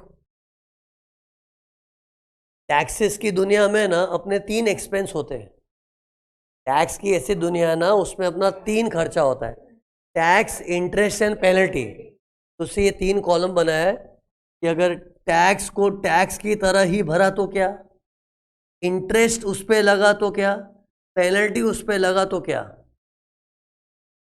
तो पहले बताओ, टैक्सेस का रूल तो मैंने बता ही दिया ना, if it is sales tax, excise, customs, GST, all those which are related to the goods will be allowed, but income tax and wealth tax is not allowed. Now what about interest on late payment of these taxes? ये dialogue याद रखना, interest is part and parcel of tax, interest is part and parcel of tax। वो क्या होता है, हम लोग taxes को वक्त में नहीं भरते हैं ना, तो जहां 100 रुपया देना पड़ रहा था 118 दूंगा, assuming 18% is the rate of interest, तो जहां 100 देना था 118 दूंगा। बट इंटरेस्ट को क्या समझना चाहिए, it's part and parcel of tax. That means पता अगर कोई टैक्स अलाउड है तो उसका इंटरेस्ट भी अलाउड, पार्ट एंड पार्सल। और अगर कोई टैक्स ही अलाउड नहीं है उसका इंटरेस्ट भी not allowed, part and parcel. तो टेल मी कौन से टैक्स अलाउड है? ये सब अलाउड है ना, तो इनका इंटरेस्ट भी अलाउड। लेकिन इनकम टैक्स वेल्थ टैक्स तो अलाउड ही नहीं है, तो उसका इंटरेस्ट भी नॉट अलाउड। इंटरेस्ट को बोले मैं डिस्कस अलग से कर रहा हूं, लेकिन बोलना क्या चाहिए? It's part and parcel of tax. उसका सेक्शन भी सेम बोलना चाहिए। ये सब 37(1) में अलाउड थे ना, तो 37(1), और ये 40A में डिसअलाउड। 40A था, देखो ना इधर 40 छोटा है, तो इंटरेस्ट के लिए भी 40 छोटा है बोल सकते हैं, it's part and parcel of tax. But what about penalty? Penalty तो किसी का भी हुआ ना, not allowed, not allowed, not allowed, not allowed, not allowed. ये सब ब्रीच ऑफ लॉ है। ये देखो, ब्रीच ऑफ लॉ। क्यों ब्रीच ऑफ लॉ? क्योंकि हर टैक्स के लिए कोई ना कोई एक्ट है। जैसे पहले सेल्स टैक्स था, तो सेंट्रल सेल्स टैक्स एक्ट 1956 था। एक्साइज का सेंट्रल एक्साइज एक्ट 1944। फिर कस्टम्स का कस्टम्स एक्ट 1962। जीएसटी का भी एक्ट है, सबका एक्ट है। हर टैक्स का कोई ना कोई एक्ट है, और एक्ट मतलब एक्ट, इट्स अ लॉ। तो ब्रीच ऑफ लॉ हो जाता है ना, उससे पेनल्टी किसी का भी अलाउड नहीं है। ये बहुत इंपॉर्टेंट पॉइंट याद रखना। जो जो टैक्स अलाउड है उसका इंटरेस्ट अलाउड, जो जो टैक्स नॉट अलाउड उसका इंटरेस्ट भी नॉट अलाउड, लेकिन पेनल्टी किसी का भी नॉट अलाउड। फिर सुनो, आजकल ये भी बहुत फैशन में है, लेट फाइलिंग फीस वगैरह अलग अलग लॉ में आने लगा ना, तो लेट फाइलिंग फीस भी इसी के अंदर ले लो। लेट फाइलिंग फीस इंटरेस्ट जैसा ही ट्रीट करना है, मतलब जो जो चीजें अलाउड है उसके लेट फाइलिंग फीस भी अलाउड, क्योंकि इंटरेस्ट जैसे late, interest also for late. Actually पता है इन सब चीजों को हम इंटरेस्ट लेट फाइलिंग को क्यों अलाउ करें? डायलॉग सुनो ना, these are all compensatory in nature, they are not penal in nature. Penal मतलब पनिशिंग। जब पेनल्टी वर्ड लॉ में यूज होता है ना, मतलब कानून तेरे को पूरा पनिश करने मूड में, जिसको पनिश करना होता है ना, पनिश ही करो ना उसको खर्चे का डिडक्शन भी क्यों देना है? बट ये सब पनिशिंग इन नेचर है कि कॉम्पेंसेटरी? कॉम्पेंसेटरी। इधर लॉ है ना, पनिशिंग मूड में नहीं है। लॉ समझ है, ठीक है ना, हर इंसान टाइम पे टैक्स नहीं भरता, लेट हो जाता लाइफ में कभी कभी, कोई बात नहीं, कॉम्पेंसेट कर देना हमको इंटरेस्ट देके। फिर फाइलिंग में भी कभी कभी हम लेट हो जाते हैं, लेट फाइलिंग फीस भर दो। इन शॉर्ट सुनो, बोलना क्या चाहता था, interest and late filing fees को क्या बोलना चाहिए? They are compensatory nature, it's not a crime. ठीक है, इंसान से गलती होती है, कॉम्पेंसेट करो, तो उसके चार्जेस अलाउड भी होते हैं। पेनल्टी वर्ड मतलब तुमने कोई गुनाह किया है, इट्स पनिशिंग इन नेचर, तो वो डिसअलाउड होता है। तो ऐसा सिस्टमेटिकली अपने को टेबल बनाना पड़ेगा। ये कॉलम को नाम क्या देंगे? Interest on late payment of tax and late filing fees भी डाल देंगे, और इसको पेनल्टी और ये टैक्सेस। जो जो टैक्स अलाउड है का इंटरेस्ट लेट फाइलिंग भी अलाउड, जो जो टैक्स नॉट अलाउड का interest late filing not allowed, लेकिन पेनल्टी सभी का नॉट अलाउड। तो all the penalties are called penalty for breach of law. किया कॉपी? फिर पेंसिल से ना, पेंसिल से ये देखो, पेंसिल से हल्के से करना है। देखो ये पूरे को ऐसे ना सर्कल करके इधर पेंसिल से लिख देना ब्रीच ऑफ लॉ। फिर बाद में स्ट्राइक करे, हाँ ये तो ब्रीच ऑफ लॉ हो गया, तो नॉट अलाउड ही है ना। ये तो सोच में पड़ जाओ, ये सब क्यों नॉट अलाउड किया है? पेंसिल से पूरे को सर्कल करके लिखना breach of law. Her tax का कोई ना कोई एक्ट होता ही है।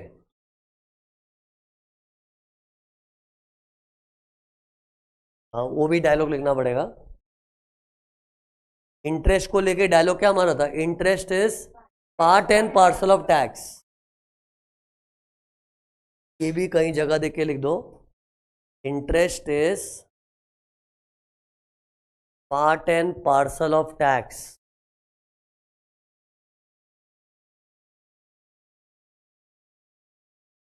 सुनो, बोलने के लिए 4 एग्जाम्पल थे, एक्चुअली 3 ही है, चौथा तो बंद करना पड़ता है ना, वाइंड अप करना पड़ता है। All other expenses related to business allowed, not related to business not allowed. पर तुम लोग को ये महसूस हुआ कि ये 3 एग्जाम्पल बच्चों को देना जरूरी है? ये फ्रीक्वेंटली कमिंग इन क्वेश्चन है ये तीनों। एडवर्टीजमेंट, पॉलिटिकल पार्टी का पेनल्टी भी फ्रीक्वेंटली आता है, टैक्सेस में कभी इंटरेस्ट आ जाता है, कभी लेट फाइलिंग। ये बहुत इंपॉर्टेंट पॉइंट था ये वाला तो। तो फिर ये लिख देना फोर्थ एग्जाम्पल्स के अंडर अदर एक्सपेंसेस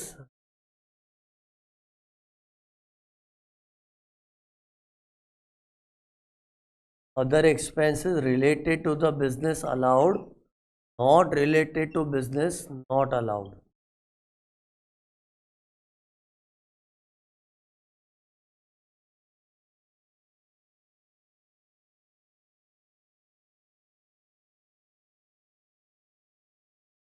चैप्टर का फर्स्ट पेज खोलो, first page income from business के चैप्टर का फर्स्ट पेज खोलो, फर्स्ट पेज अपना स्टेटस चेक करो कहाँ पहुंचे। मैंने क्या बताया था, अपना चैप्टर 4 पार्ट में है। इधर देखो, उंगलियों को देखो मेरी, 4 पार्ट है। पार्ट 1 क्या था, डिडक्शन अंडर सेक्शन 30 to 37, मतलब ये वाली चीज, ये खत्म हो चुका है।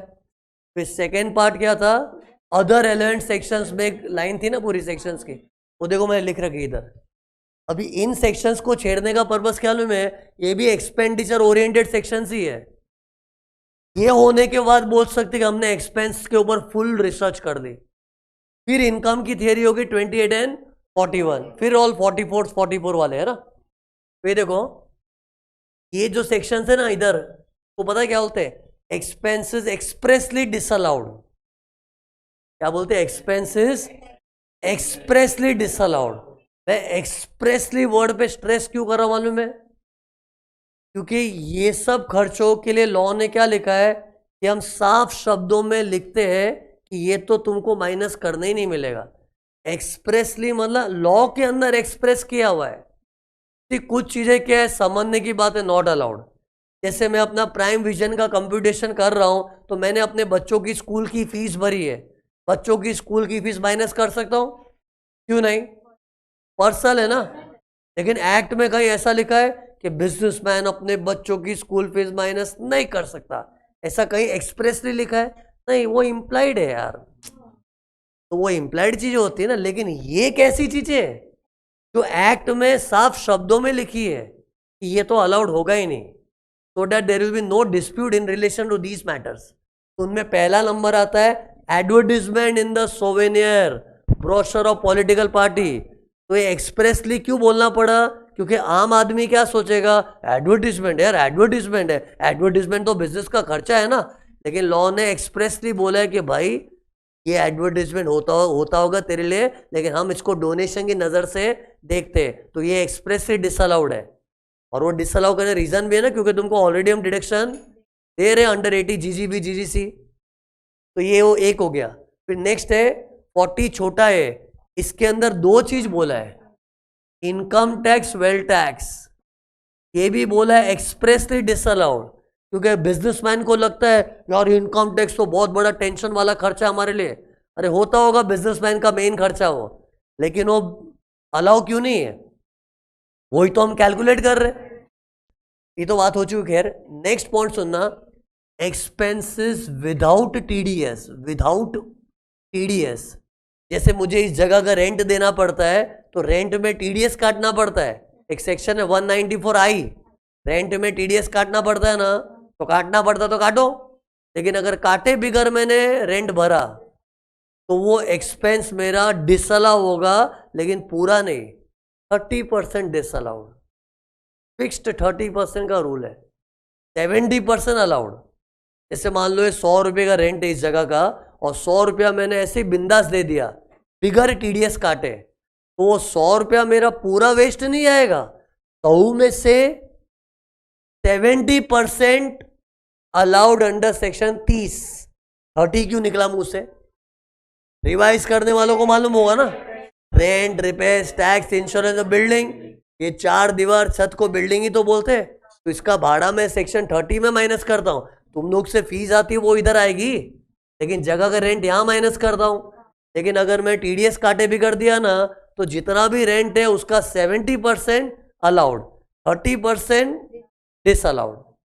यू नो, एक जमाने में पूरा ही डिसअलाउ करते थे लोग, आजकल कई सालों से इन लोग 30% डिसअलाउड, 70% अलाउ कर रहे हैं। ये रूल क्यों निकला हुआ ना 30-70 का, क्योंकि गवर्नमेंट ने रियलाइज किया कि कई बार हम लोग जानबूझ के टीडीएस काटते, ऐसा नहीं होता है, वो एक्सपेंडिचर ही कॉन्ट्रोवर्शियल होता है कि उस पर टीडीएस आएगा कि नहीं, पब्लिक सोच में पड़ जाती है।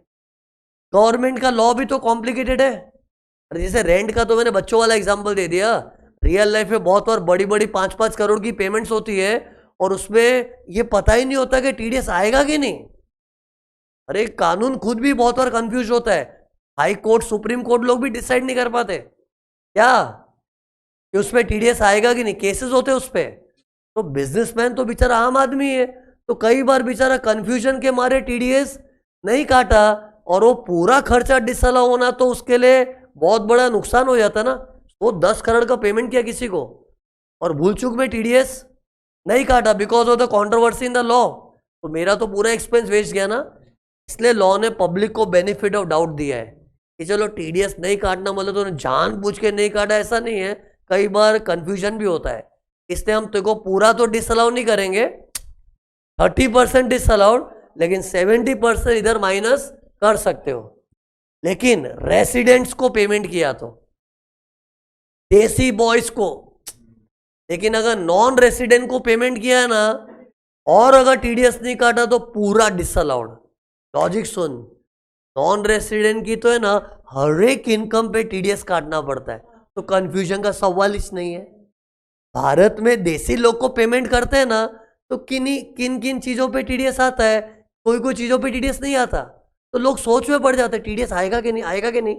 अरे आएगा कि नहीं, आएगा कि नहीं, डाउट कब होता है, देसी बॉयज को पेमेंट करते। तो इंडिया के बाहर नॉन रेसिडेंट को पैसा दिया ना टीडीएस काटना ही पड़ता है, तो फिर ये बहाना भी नहीं चलेगा अरे हमको पता क्या नहीं था। सारा भारत जानता है कि नॉन रेसिडेंट को पैसा दिया तो टीडीएस काटना ही है और तूने नहीं काटा, पाप किया है तूने, पूरा खर्चा डिसअलाउड। कंक्लूजन बोलो, अगर टीडीएस काटना रह गया तो रेसिडेंट्स को पे किया है तो 30% डिसअलाउड, 70% अलाउड। नॉन रेसिडेंट को पे किया टीडीएस नहीं काटा तो पूरा डिसअलाउड। तो ये गलती हम बहाना ही नहीं समझेंगे इसका कि नॉन रेसिडेंट को तो टीडीएस काट के ही देना पड़ता है। बातों बातों में नॉलेज रखना कि इंडिया में रेसिडेंट्स को पेमेंट देते हैं ना तो गिनी चुनी चीजों पे ही टीडीएस आता है, लेकिन नॉन रेसिडेंट की तो हर इनकम पे टीडीएस आता है ना। एनीवेज टीडीएस के चैप्टर में ये सब और डिटेल में एक्सप्लोर करने वाले हम लोग।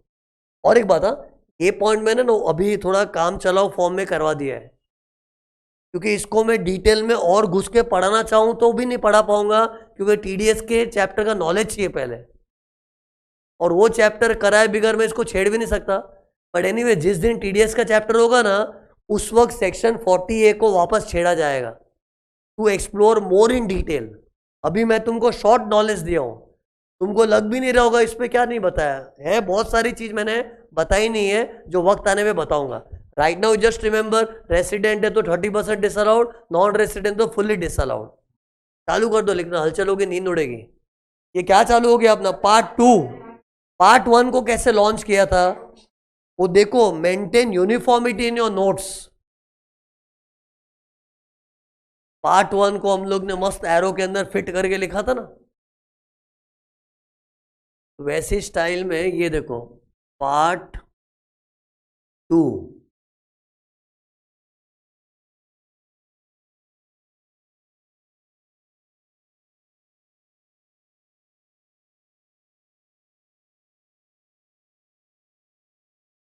क्या नाम है इस थियरी का?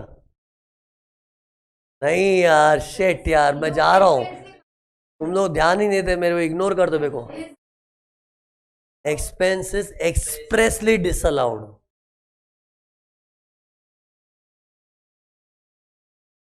Expenses expressly disallowed.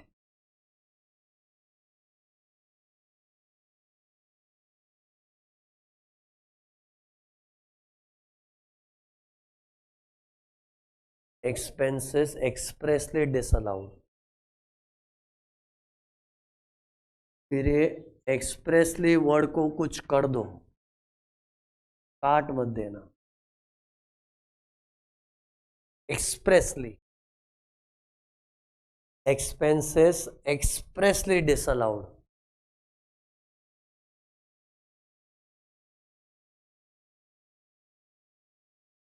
ये सब सेक्शंस को क्या बोलना चाहिए सुनो, देखिए मैं किसको दिखा रहा हूं, देखो इधर, ये सब सेक्शंस को क्या बोलते हैं? ये सब हाँ बोलने वाले सेक्शंस है।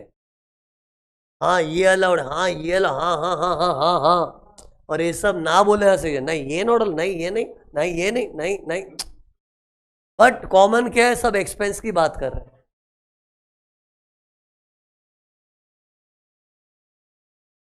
देखा है? फिर उसमें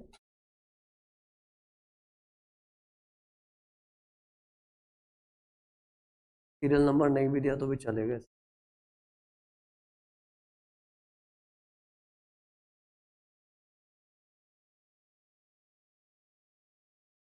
सेक्शन 37 2B,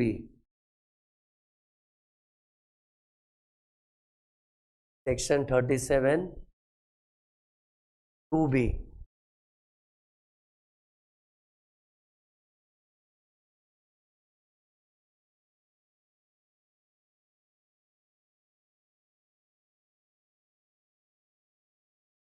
ऑलरेडी डिस्कस्ड। अब तुम लोगों ने ऑलरेडी डिस्कस तो लिखा भी क्यों? लिखना तो पड़ेगा ना। जब ये सवाल उठता है कि कौन से खर्चे एक्सप्रेस से डिसअलाउड है, तो उनमें पहला नंबर इसका आता है।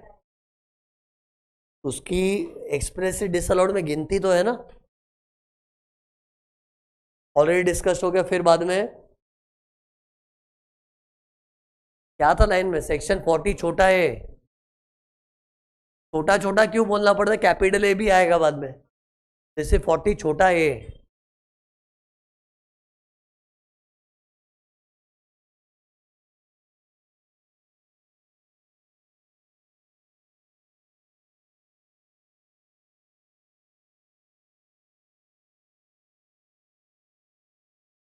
इसके बाजू में नॉर्मल पेन से लिखना, डायरेक्टली चालू करो नॉर्मल पेन से। Under this section, under this section, comma, following expenses, following expenses are expressly disallowed, expressly disallowed।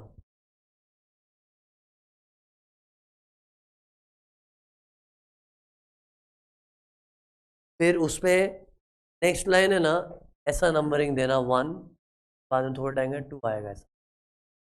पहला है income tax and wealth tax.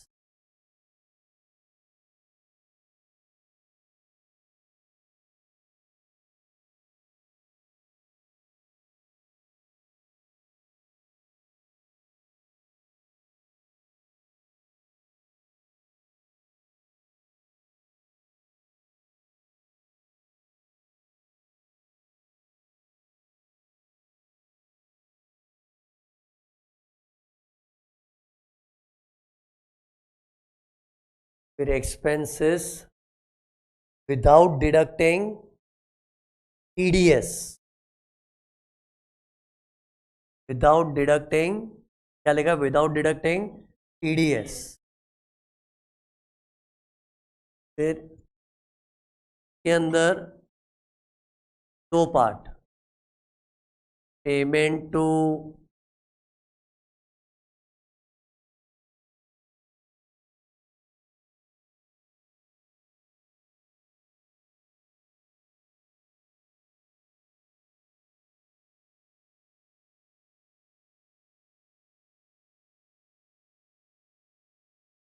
Payment to resident 30% disallowed, 30% disallowed. फिर resident लोग का मैंने बोला गिनी चुनी लोगों में ही टीडीएस आता है, गिनी चुनी आइटम्स। तो कभी कभी कोई कोई लोग कन्फ्यूजन के बारे नहीं भी काटते, तो बेनिफिट और डाउट दिया है कि चलो पूरा तो नहीं, 30% डिसअलाउ करेंगे। डिसअलाउ तो करना पड़ेगा, गलत तो वही है काम। एंड फिर पेमेंट टू नॉन रेसिडेंट्स,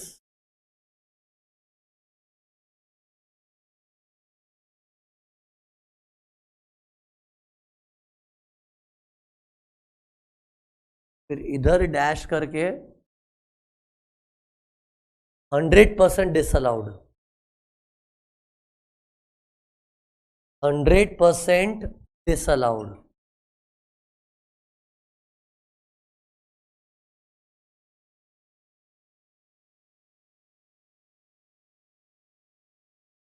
फिर ये देखो,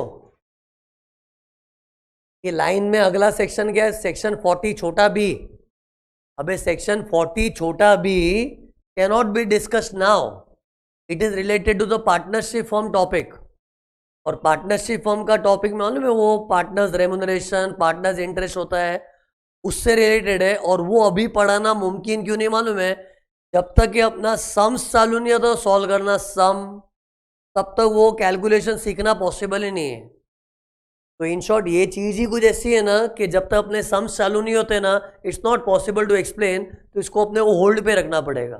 बट सून थोड़े टाइम में होने ही वाला है, थोड़े ही दिनों में आ जाएगा ये. तो इसको अभी होल्ड पे रखेंगे. तो इधर लिखो section 40 B to be discussed later. बाजू में पहले लिखो सेक्शन, रेड पेन से लिखना, सेक्शन 40 ब्रैकेट में छोटा बी. क्या था? 40 छोटा बी, छोटा भीम नहीं, क्या छोटा बी, बाजू में नॉर्मल पेन से to be discussed later. Be discussed later bracket में लिखना in partnership firms. Partnership firms का एक अलग टॉपिक की तरह लॉन्च होगा अपने नोट्स में. वो इनकम फ्रॉम बिजनेस का एक्सटेंशन है. फिर ये देखो 48(2). सुनो, ये सेक्शन क्या बोलता है? कभी धंधे में तुम कोई रिलेटिव को पेमेंट करोगे ना, तो हमको कुछ एतराज नहीं है, एज लॉन्ग एज खर्चा बिजनेस से रिलेटेड है. तो तुम जिसको पैसा दे रहे हो वो तुम्हारा दुश्मन है, दोस्त है, रिश्तेदार है, हमको क्या करना है? खर्चा तो बिजनेस से रिलेटेड है ना, तो डिडक्शन विल बी अलाउड. लेकिन रिश्तेदार को पेमेंट किया तो चीटिंग हो सकती है. क्या चीटिंग हो सकती है? अरे असेसी बड़ा चढ़ा के पेमेंट करेगा. चलो बाहर वालों को पेमेंट करना तुम लोग कट टू कट देते ना, लेकिन रिश्तेदारों को पेमेंट करना तुम लोग क्या सोचते हैं? पैसा घर का घर में ही है, सेटिंग कर लेंगे बाद में. तो हम लोग जानबूझ के एक्सेसिव पेमेंट करते ताकि डिडक्शन ज्यादा मिले, प्रॉफिट कम होगा, टैक्स बचेगा. तो ये चीटिंग हो सकती है ना.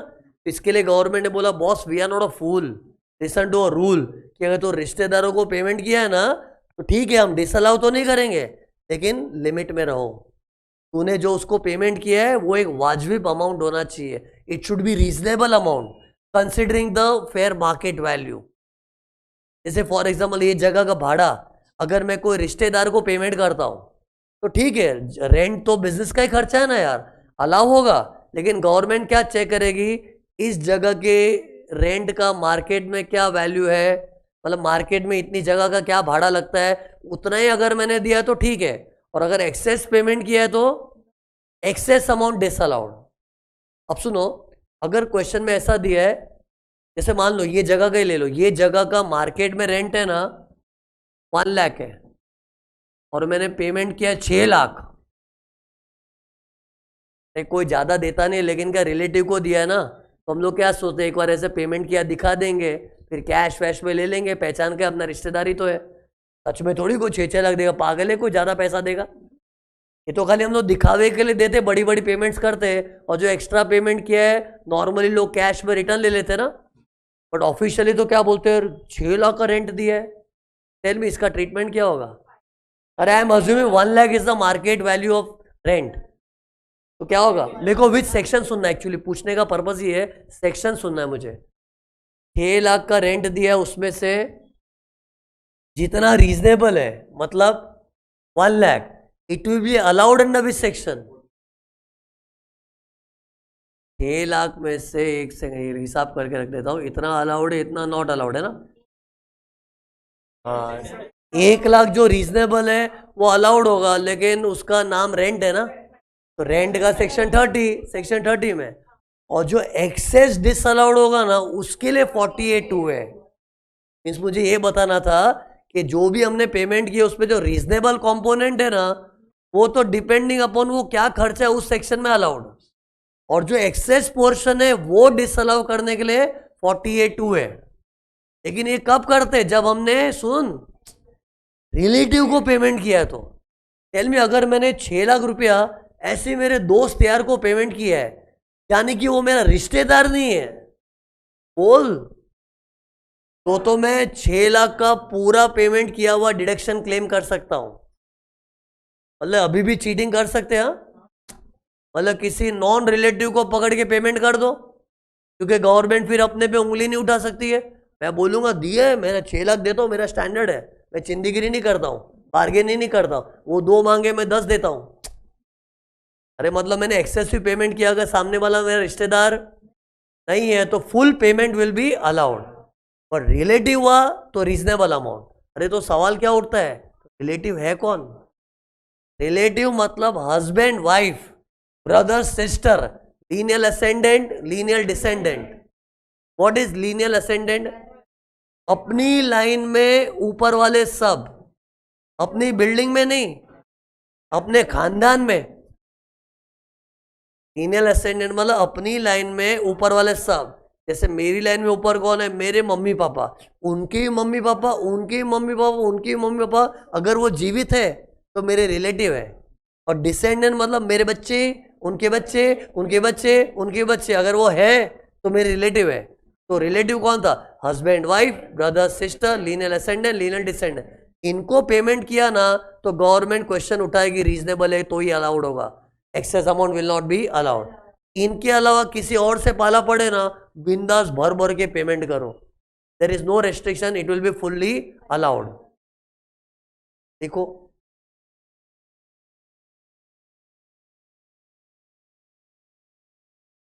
पूरा सेक्शन खत्म नहीं हुआ है, के अंदर काफी बातें हैं अभी। पहले सेक्शन कौन सा था?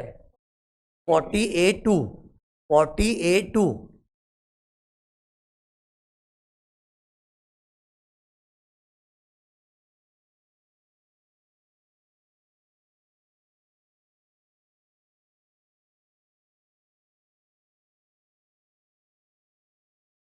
रिलेटिव में कौन कौन आता है ना, वो नॉलेज मैंने फुल फ्लेज नहीं दिया है, मीन्स अभी भी एक्सप्लेनेशन बाकी है काफी। ओके, सेक्शन को नाम क्या दूं मैं? Payment to relatives, payment to relatives.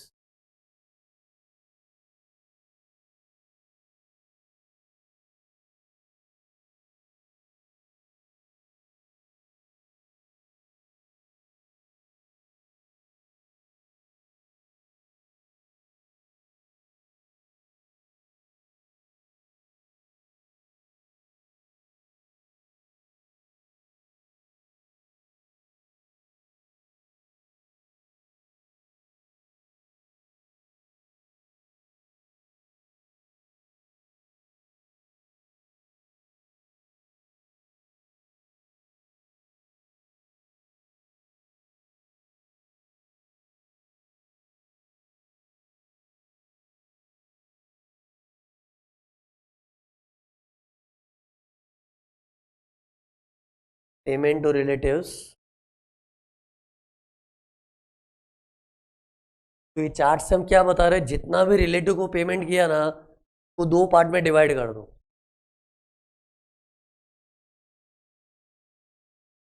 इतना रीजनेबल है वो अलग कर दो। And how will you come to know what is reasonable? It will be given in the question. In real life, we have to see the market value and all that, but it will be given in the question for us. Reasonable amount allowed.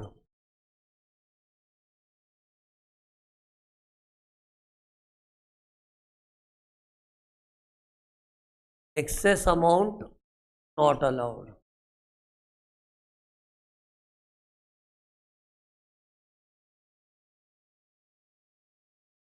Okay, फिर अब इसके नीचे relative का definition लिखना है। Relative में क्या बताया था मैंने? Husband wife, brother sister, lineal ascendant, lineal descendant. लेकिन ये तो इंसानों के रिलेटिव है। लेकिन अगर मैं किसी पार्टनरशिप फॉर्म का कंप्यूटेशन कर रहा हूं तो फॉर्म के लिए पार्टनर्स और पार्टनर्स लोग के husband wife, brother sister, lineal ascendant, lineal descendant. किसी कंपनी का कंप्यूटेशन कर रहा हूं तो कंपनी के डायरेक्टर्स और डायरेक्टर्स लोग के husband wife brother sister linear ascendant linear descendant. किसी HUF का कंप्यूटेशन कर रहा हूं तो HUF के मेंबर्स और उसके husband wife brother sister linear ascendant linear descendant. तो रिलेटिव का डेफिनेशन हो गया, लिखो ये ऐसे रेड पेन से ना एरो बना के लिखना। और अभी जो मैं लिखवा रहा हूँ टेबल फॉर्म में लिखवा रहा हूँ, विच विल रिक्वायर अराउंड आधे पेज जितना जगह, आधे पेज से लिटल लेस, थोड़ा बहुत। तो अगर पेज खत्म होने पे तो छोड़ दो।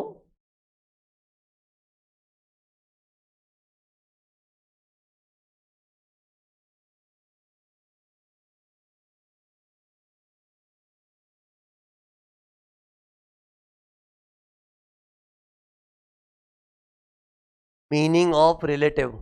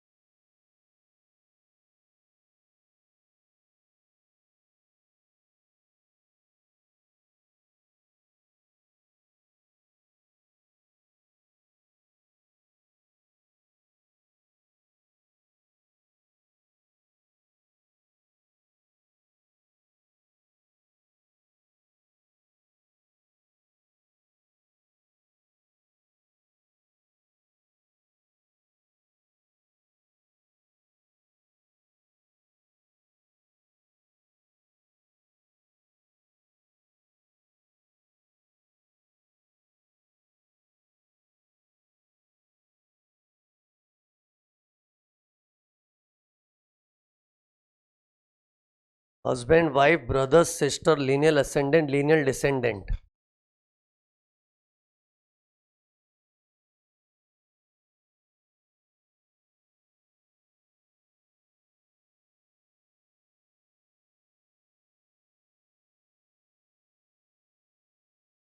और ये शॉर्ट फॉर्म लिख के रख देना, क्योंकि बार बार लिखना पड़ेगा हस्बैंड वाइफ, तो फिर राइट इट इन शॉर्ट।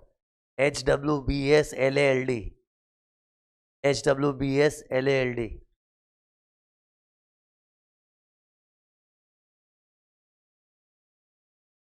फिर एक लाइन ड्रॉ करने के बाद दूसरे टाइप का assessees partnership form.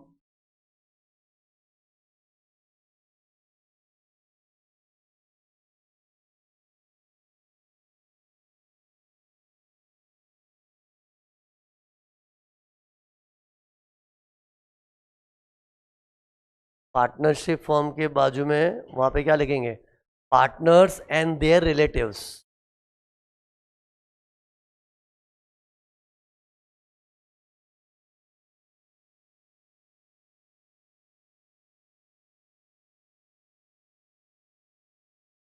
Partners and their relatives.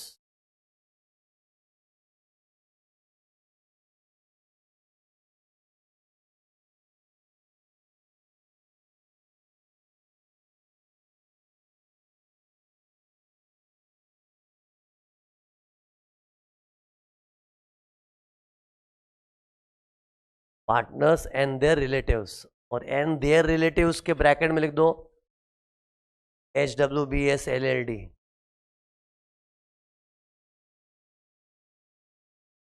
तो फिर पार्टनर के हस्बैंड वाइफ ब्रदर सिस्टर भी फॉर्म के लिए रिलेटिव है। फिर एक लाइन ड्रॉ करके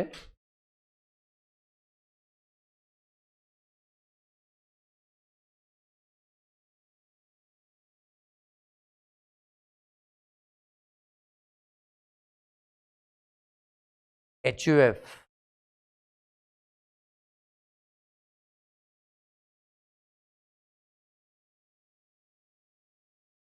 के लिए मेंबर्स एंड देयर रिलेटिव्स।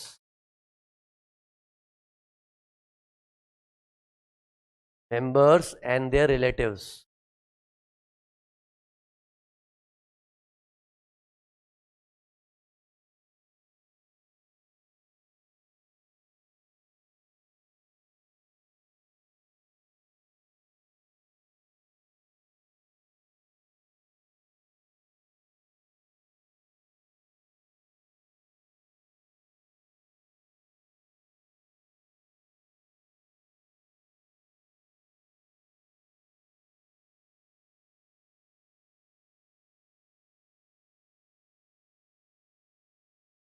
फिर कंपनीज के लिए डायरेक्टर्स एंड देयर रिलेटिव्स, और एंड देयर रिलेटिव्स लिखते हो, you can write in bracket HWBSLLD।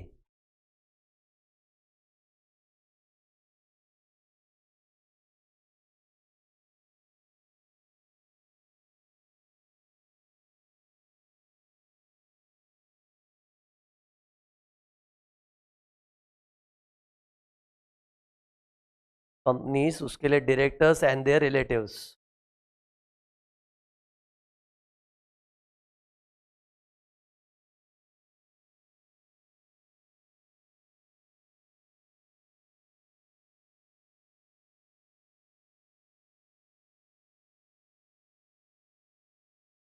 फिर सुनो, एक और रिश्तेदार है, वो किसी का भी रिश्तेदार बन सकता है। पार्टनर तो फॉर्म का रिलेटिव बनता है ना, डायरेक्टर तो कंपनी का ही बनता है ना, हस्बैंड वाइफ तो इंसानों का ही होता है ना। लेकिन एक ऐसा बंदा है जो किसी का भी रिश्तेदार बन सकता है। सुनो वो कौन है? Substantial interest holder. Substantial interest holder can become relative of anyone, whether you are a sole trader, partnership firm, corporate, HUF। हर एंटिटी के लिए कॉमन रिश्तेदार है सब्सटैंशियल इंटरेस्ट होल्डर। ना who is substantial interest holder? जो हमारे धंधे में एटलीस्ट 20% स्टेक रखता है। अगर हमारा कंपनी जैसा कोई धंधा है तो 20% शेयर होल्डिंग रखता है, और अगर हम कंपनी नहीं है तो हमारे धंधे में एटलीस्ट 20% राइट इन प्रॉफिट्स रखता है। तो having 20% stake minimum is called substantial interest holder. And फिर सुनो, जो मेरे में सब्सटैंशियल इंटरेस्ट रखता है वो तो मेरा रिलेटिव है ना, और उसके लिए भी मैं रिलेटिव, मतलब एक दूसरे के रिलेटिव बन जाते हैं। मतलब it can be vice versa also, मेरा किसी में सब्सटैंशियल इंटरेस्ट है तो भी वो रिलेटिव है, उसका मेरे में सब्सटैंशियल इंटरेस्ट है तो भी रिलेटिव है। मतलब इसमें कभी ये नहीं सोचना चाहिए सर किसका किस में होना चाहिए 20%।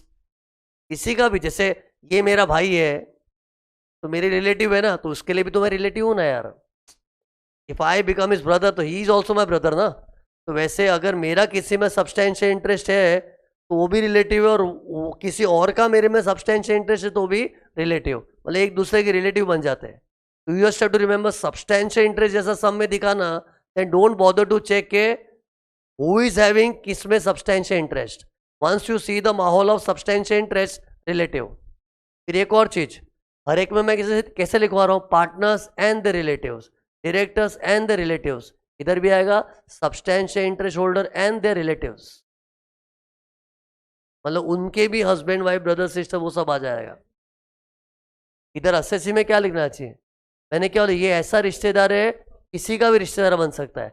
Any assessee, any type of, मतलब type of assessee can be any, मतलब सोल ट्रेडर में भी सब्सटैंशियल इंटरेस्ट होल्ड हो सकता है। सुनो कैसे, इमेजिन मैं सोल ट्रेडर हूं और मेरे पूरे बिजनेस को किसी ने फाइनेंस किया है, और फाइनेंसर क्या बोलता है, तेरे धंधे का 30% प्रॉफिट मुझे मिल जाना चाहिए। तो मैं सोल ट्रेडर हूं, मेरे फाइनेंसर ने क्या बोला है, तू जितना भी कमा रहा 30% मेरे पास पहुंच जाना चाहिए। अब 30% उसको देना पड़ रहा है, मतलब उसका सब्सटैंशियल स्टेक है ना, even though it's a sole trading business, but financer ब्याज नहीं मांग रहा है, स्टेक मांग रहा है। तो सब्सटेंशियल इंटरेस्ट होल्डर हो गया वो। तो इधर क्या लिखूं? Any SSC. एनी लिखते टाइम सोचो वो सोल ट्रेडर भी हो सकता है, पार्टनरशिप फर्म भी हो सकता है, कंपनी, एचयूएफ, कोई भी हो। कि हर बिजनेस में सब्सटेंशियल इंटरेस्ट बन सकता है। और यहां क्या लिखूंगा? सब्सटेंशियल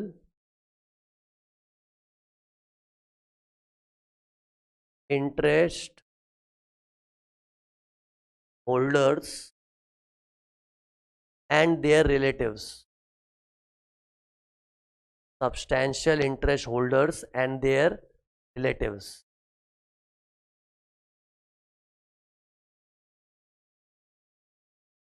अपना किसी में सब्सटेंशियल इंटरेस्ट है तो भी रिलेटिव का, अपने में है तो भी रिलेटिव।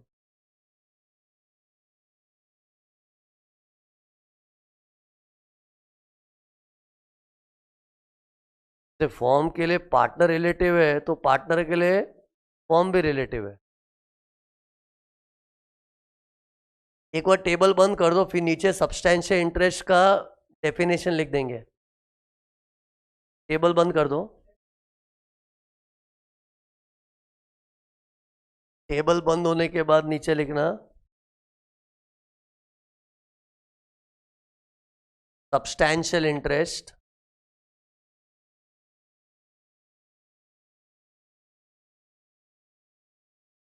एंड फिर इसके नीचे नॉर्मल पेन से लिखना इट मीन्स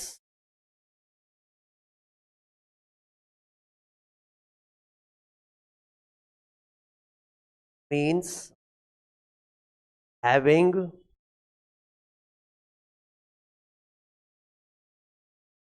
at least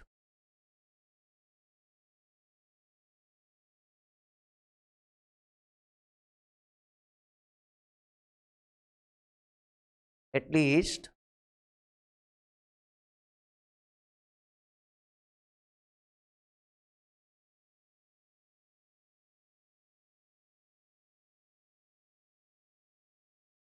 क्या था? 20%। yes ब्रैकेट में इन केस ऑफ अ क्या? इन केस ऑफ अ कंपनी, मतलब कंपनी जैसों में शेयर होल्डिंग से चेक करते हैं। सुना था कंपनी जैसों में शेयर होल्डिंग, और कंपनी नहीं है तो राइट इन प्रॉफिट्स। जैसे बता ना, मैं सोल ट्रेडर हूं, मुझे फाइनेंसर को 30% प्रॉफिट्स का देना पड़ता है, तो राइट इन प्रॉफिट्स हो गया वो। एटलीस्ट लिखा है, भूलना मत, मतलब ग्रेटर देन और इक्वल टू है। फिर इधर 20% राइट इन प्रॉफिट्स, भी रेड पेन से 20% write in profits.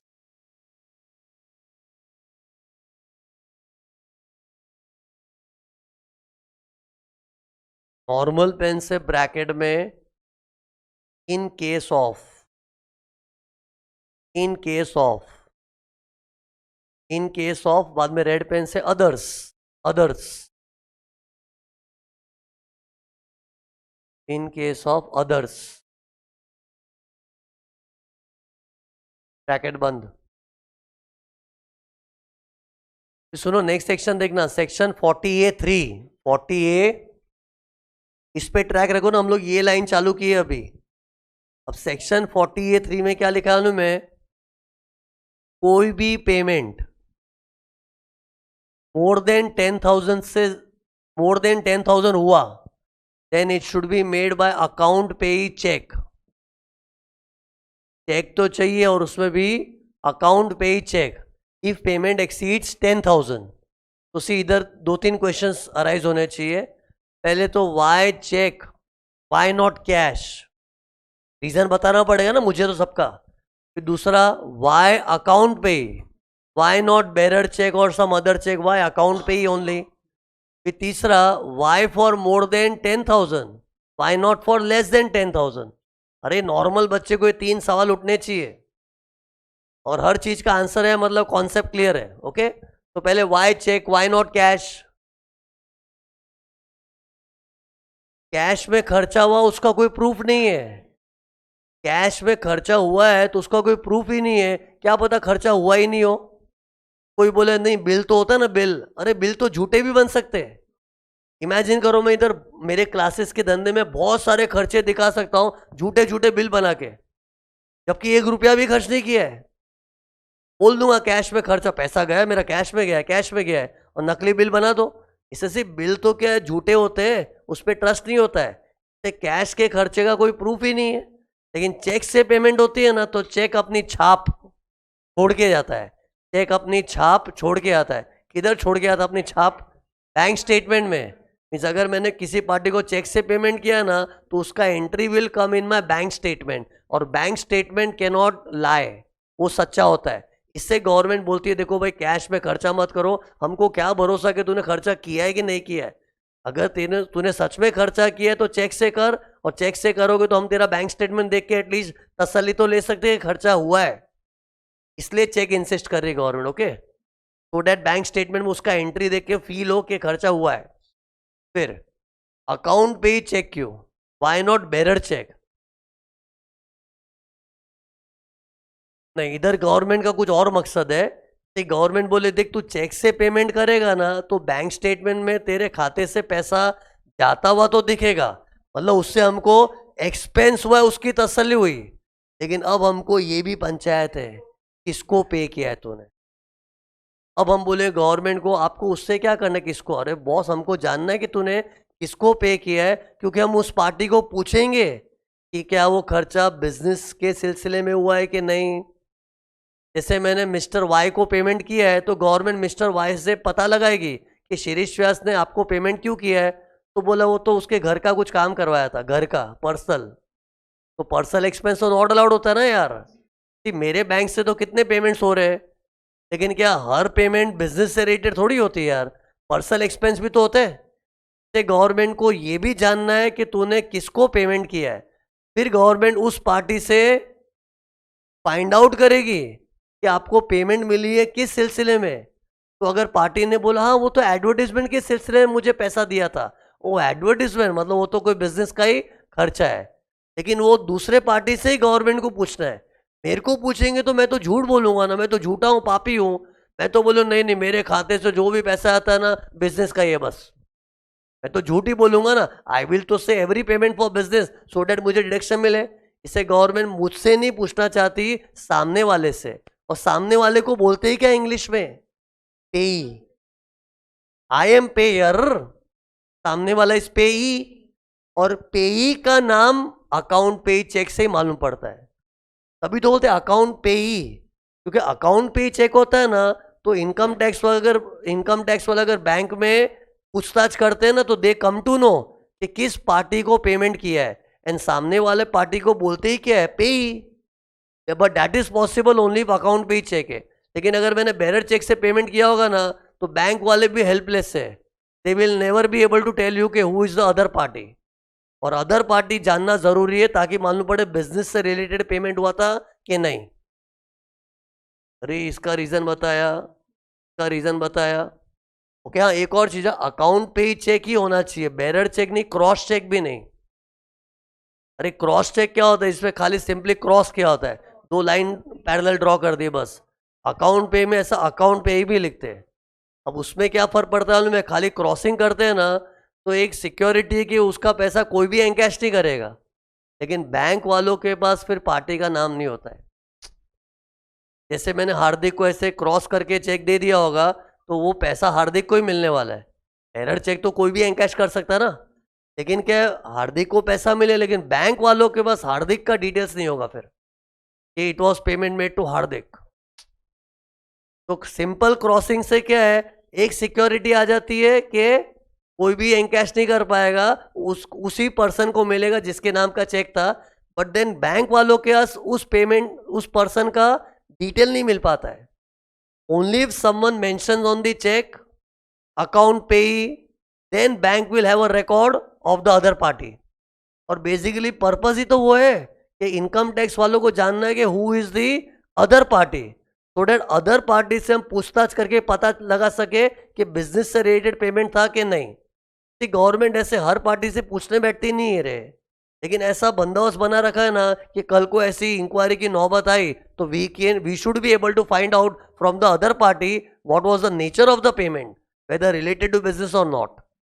In short बहुत बार एग्जाम में ना क्रॉस चेक आया हुआ है, और कितने लोग बोलते हैं क्रॉस चेक तो सेफ होता है। अरे सेफ होता है, उससे क्या करना है? क्रॉस चेक सेफ होता है मानता हूं, लेकिन बैंक वालों के सामने वाली पार्टी का नाम नहीं रहता ना, तो इनकम टैक्स वालों का तो पर्पस सॉल्व नहीं हो रहा है। क्रॉस चेक भी नहीं, बेरर चेक तो सवाल ही नहीं है, अकाउंट पे ही चेक होना चाहिए। एंड फिर मोर देन 10,000 के लिए क्यों? क्योंकि 10,000 से कम होता है तो छोटी अमाउंट है ना। अब छोटी छोटी पेमेंट के लिए अगर इनकम टैक्स और जिद करते नहीं चेक से पेमेंट करो, चेक से पेमेंट करो, ये ज़्यादा हो जाएगा ना यार, बिजनेस का माहौल बिगड़ जाएगा। किसी जेरोक्स वाले को मुझे खाली 300 रुपया देना है और 300 रुपये के लिए उसको चेक बना के दूंगा तो भी परेशान हो जाएगा ना। इसलिए लॉ ने क्या बोले, चलो अप टू 10,000 है ना, तो वी अंडरस्टैंड इट्स अ पेटी अमाउंट, तो तुम कैश चेक दो चलेगा, लेकिन 10,000 के ऊपर है तो अकाउंट पे ही चेक ही होना चाहिए। तो ये 10,000 का लॉजिक है कि अप टू 10,000 तो स्मॉल अमाउंट है ना, तो उतना तो गवर्नमेंट को चलाना ही पड़ेगा। इतना ज़्यादा गवर्नमेंट स्ट्रिक्ट हो जाए तो पब्लिक पागल हो जाएगी ना। तो तीनों चीज़ का रीज़न बता दिया। Okay, by the way account पे ही चेक है ना, सदियों से रूल चला आ रहा था, लेकिन आजकल तो इन लोगों ने क्या बोला है, अकाउंट पे ही चेक, ड्राफ्ट और ECS. ECS is electronic clearing system, electronic clearing system, ये ऐसा वर्ड है इसमें सब आ गया। जीपे, वीपे, NEFT, RTGS, bank transfer, debit card, credit card, सब आ गया। Everything is covered in that ECS term. तो मतलब बेरर चेक मत यूज कर, कैश यूज मत कर, क्रॉस चेक मत यूज कर, बाकी ऑनलाइन पेमेंट्स वगैरह करेंगे सब चलेगा। बिकॉज उसमें भी ऑनलाइन पेमेंट्स में क्या है, अरे आज मैं जीपे भी कर दो, सामने वाली पार्टी का आइडेंटिटी मालूम पड़ जाता है। जीपे से भी सामने वाले का फ़ोन नंबर भी आ गया है, फ़ोन नंबर से आइडेंटिटी मालूम पड़ गया ना। बेसिकली जानना ये कि तूने पेमेंट किसको किया है। पेमेंट किया है तो ठीक है, लेकिन किसको किया है वो भी तो जानना है ना। तो इन शॉर्ट लॉ में ऐसा लिखा, अकाउंट पे ही चेक, ड्राफ्ट, ड्राफ्ट भी होता है ना बहुत, डिमांड ड्राफ्ट जैसा, वो भी चलेगा, और ईसीएस। अब सुनो, ये सेक्शन 40A(3) जो चालू हुआ है ना, का समरी देखो कैसा है। एक चार्ट, 4 नोट्स, 6 एक्सेप्शंस। एक चार्ट बना के बताऊं, ये देखो ये चार्ट बन रहा है, देखो chart. Payment up to 10,000, more than 10,000, up to 10,000 allowed whether cash और चेक, मोर देन 10,000 फिर 2 part. If paid by account pay cheque, draft और ECS, very good, fully allowed, otherwise fully disallowed. Fully भी क्यों stress किया, fully? नहीं तो कितने लोग क्या सोचते हैं, 12,000 में से 10 जितना तो अलाउ कर दो, 2,000 डिसअलाउ करना। अरे 12,000 ऐसे ही बोल रहा हूँ कुछ अमाउंट यार, 12,000 कैश पे पे किया है तो लोग क्या सोचते हैं, 10,000 तक तो चलता ही है ना, 10,000 चला दो, बाकी का डिसअलाउ करो। ऐसा नहीं है, एक बार अबाउट 10,000 हो तूने मस्ती किया ना, फुल्ली डिसअलाउड। तो ऐसा एक चार्ट बनाना पड़ेगा, फिर 4 नोट्स एंड फिर 6 एक्सेप्शन। लिखते जाओ, हलचल होती रहेगी, नींद उड़ती रहेगी। Section 40A(3), section 40A(3),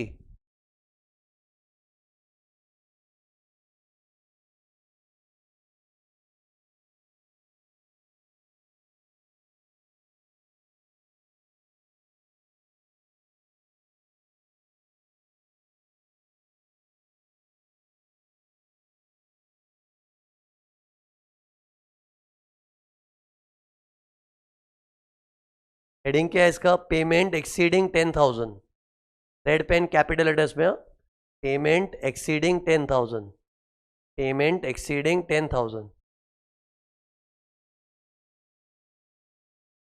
underline the heading, payment exceeding 10,000, payment exceeding 10,000। फिर एक काम करना, इधर देखो, देखो पेमेंट एक्सीडिंग 10,000 की हेडिंग है ना, उधर पेंसिल से ऐसा कर दो। मतलब सेक्शन घर पे जब पढ़ते तो पहले ये देख लेने का, ऐसा पेंसिल से लिखो, एक chart, 4 notes, 6 exception.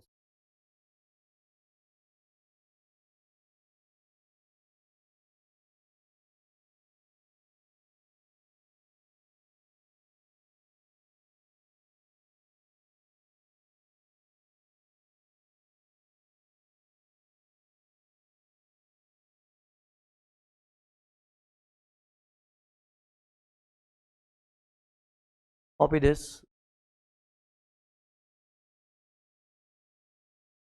Normal pen से कॉपी करना है अभी। Payment up to 10,000, more than 10,000।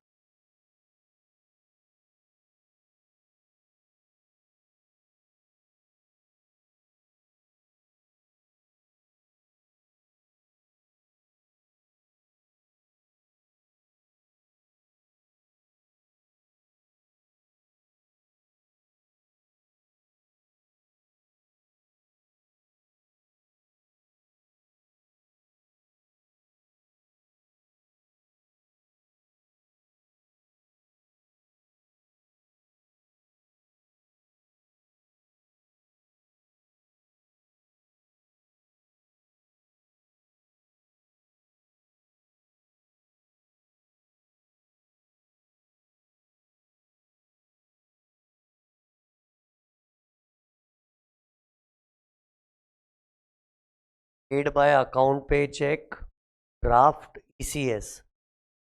ECS वाली चीज को ना लॉ ने बहुत ज्यादा डिटेल में एलॉबरेट किया है।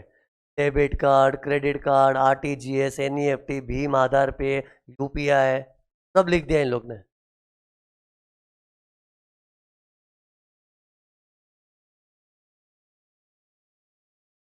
चीज है क्या, इलेक्ट्रॉनिक क्लियरिंग सिस्टम।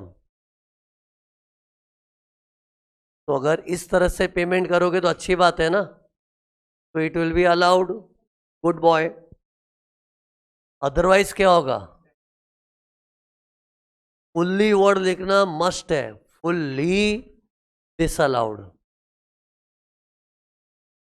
ऐसा नहीं कि 10,000 तक तो चला लो, बैलेंस डिसअलाउ करो, नहीं। एक बार गलत काम है तो फिर पूरा ही खर्चा डिसअलाउ हो जाएगा।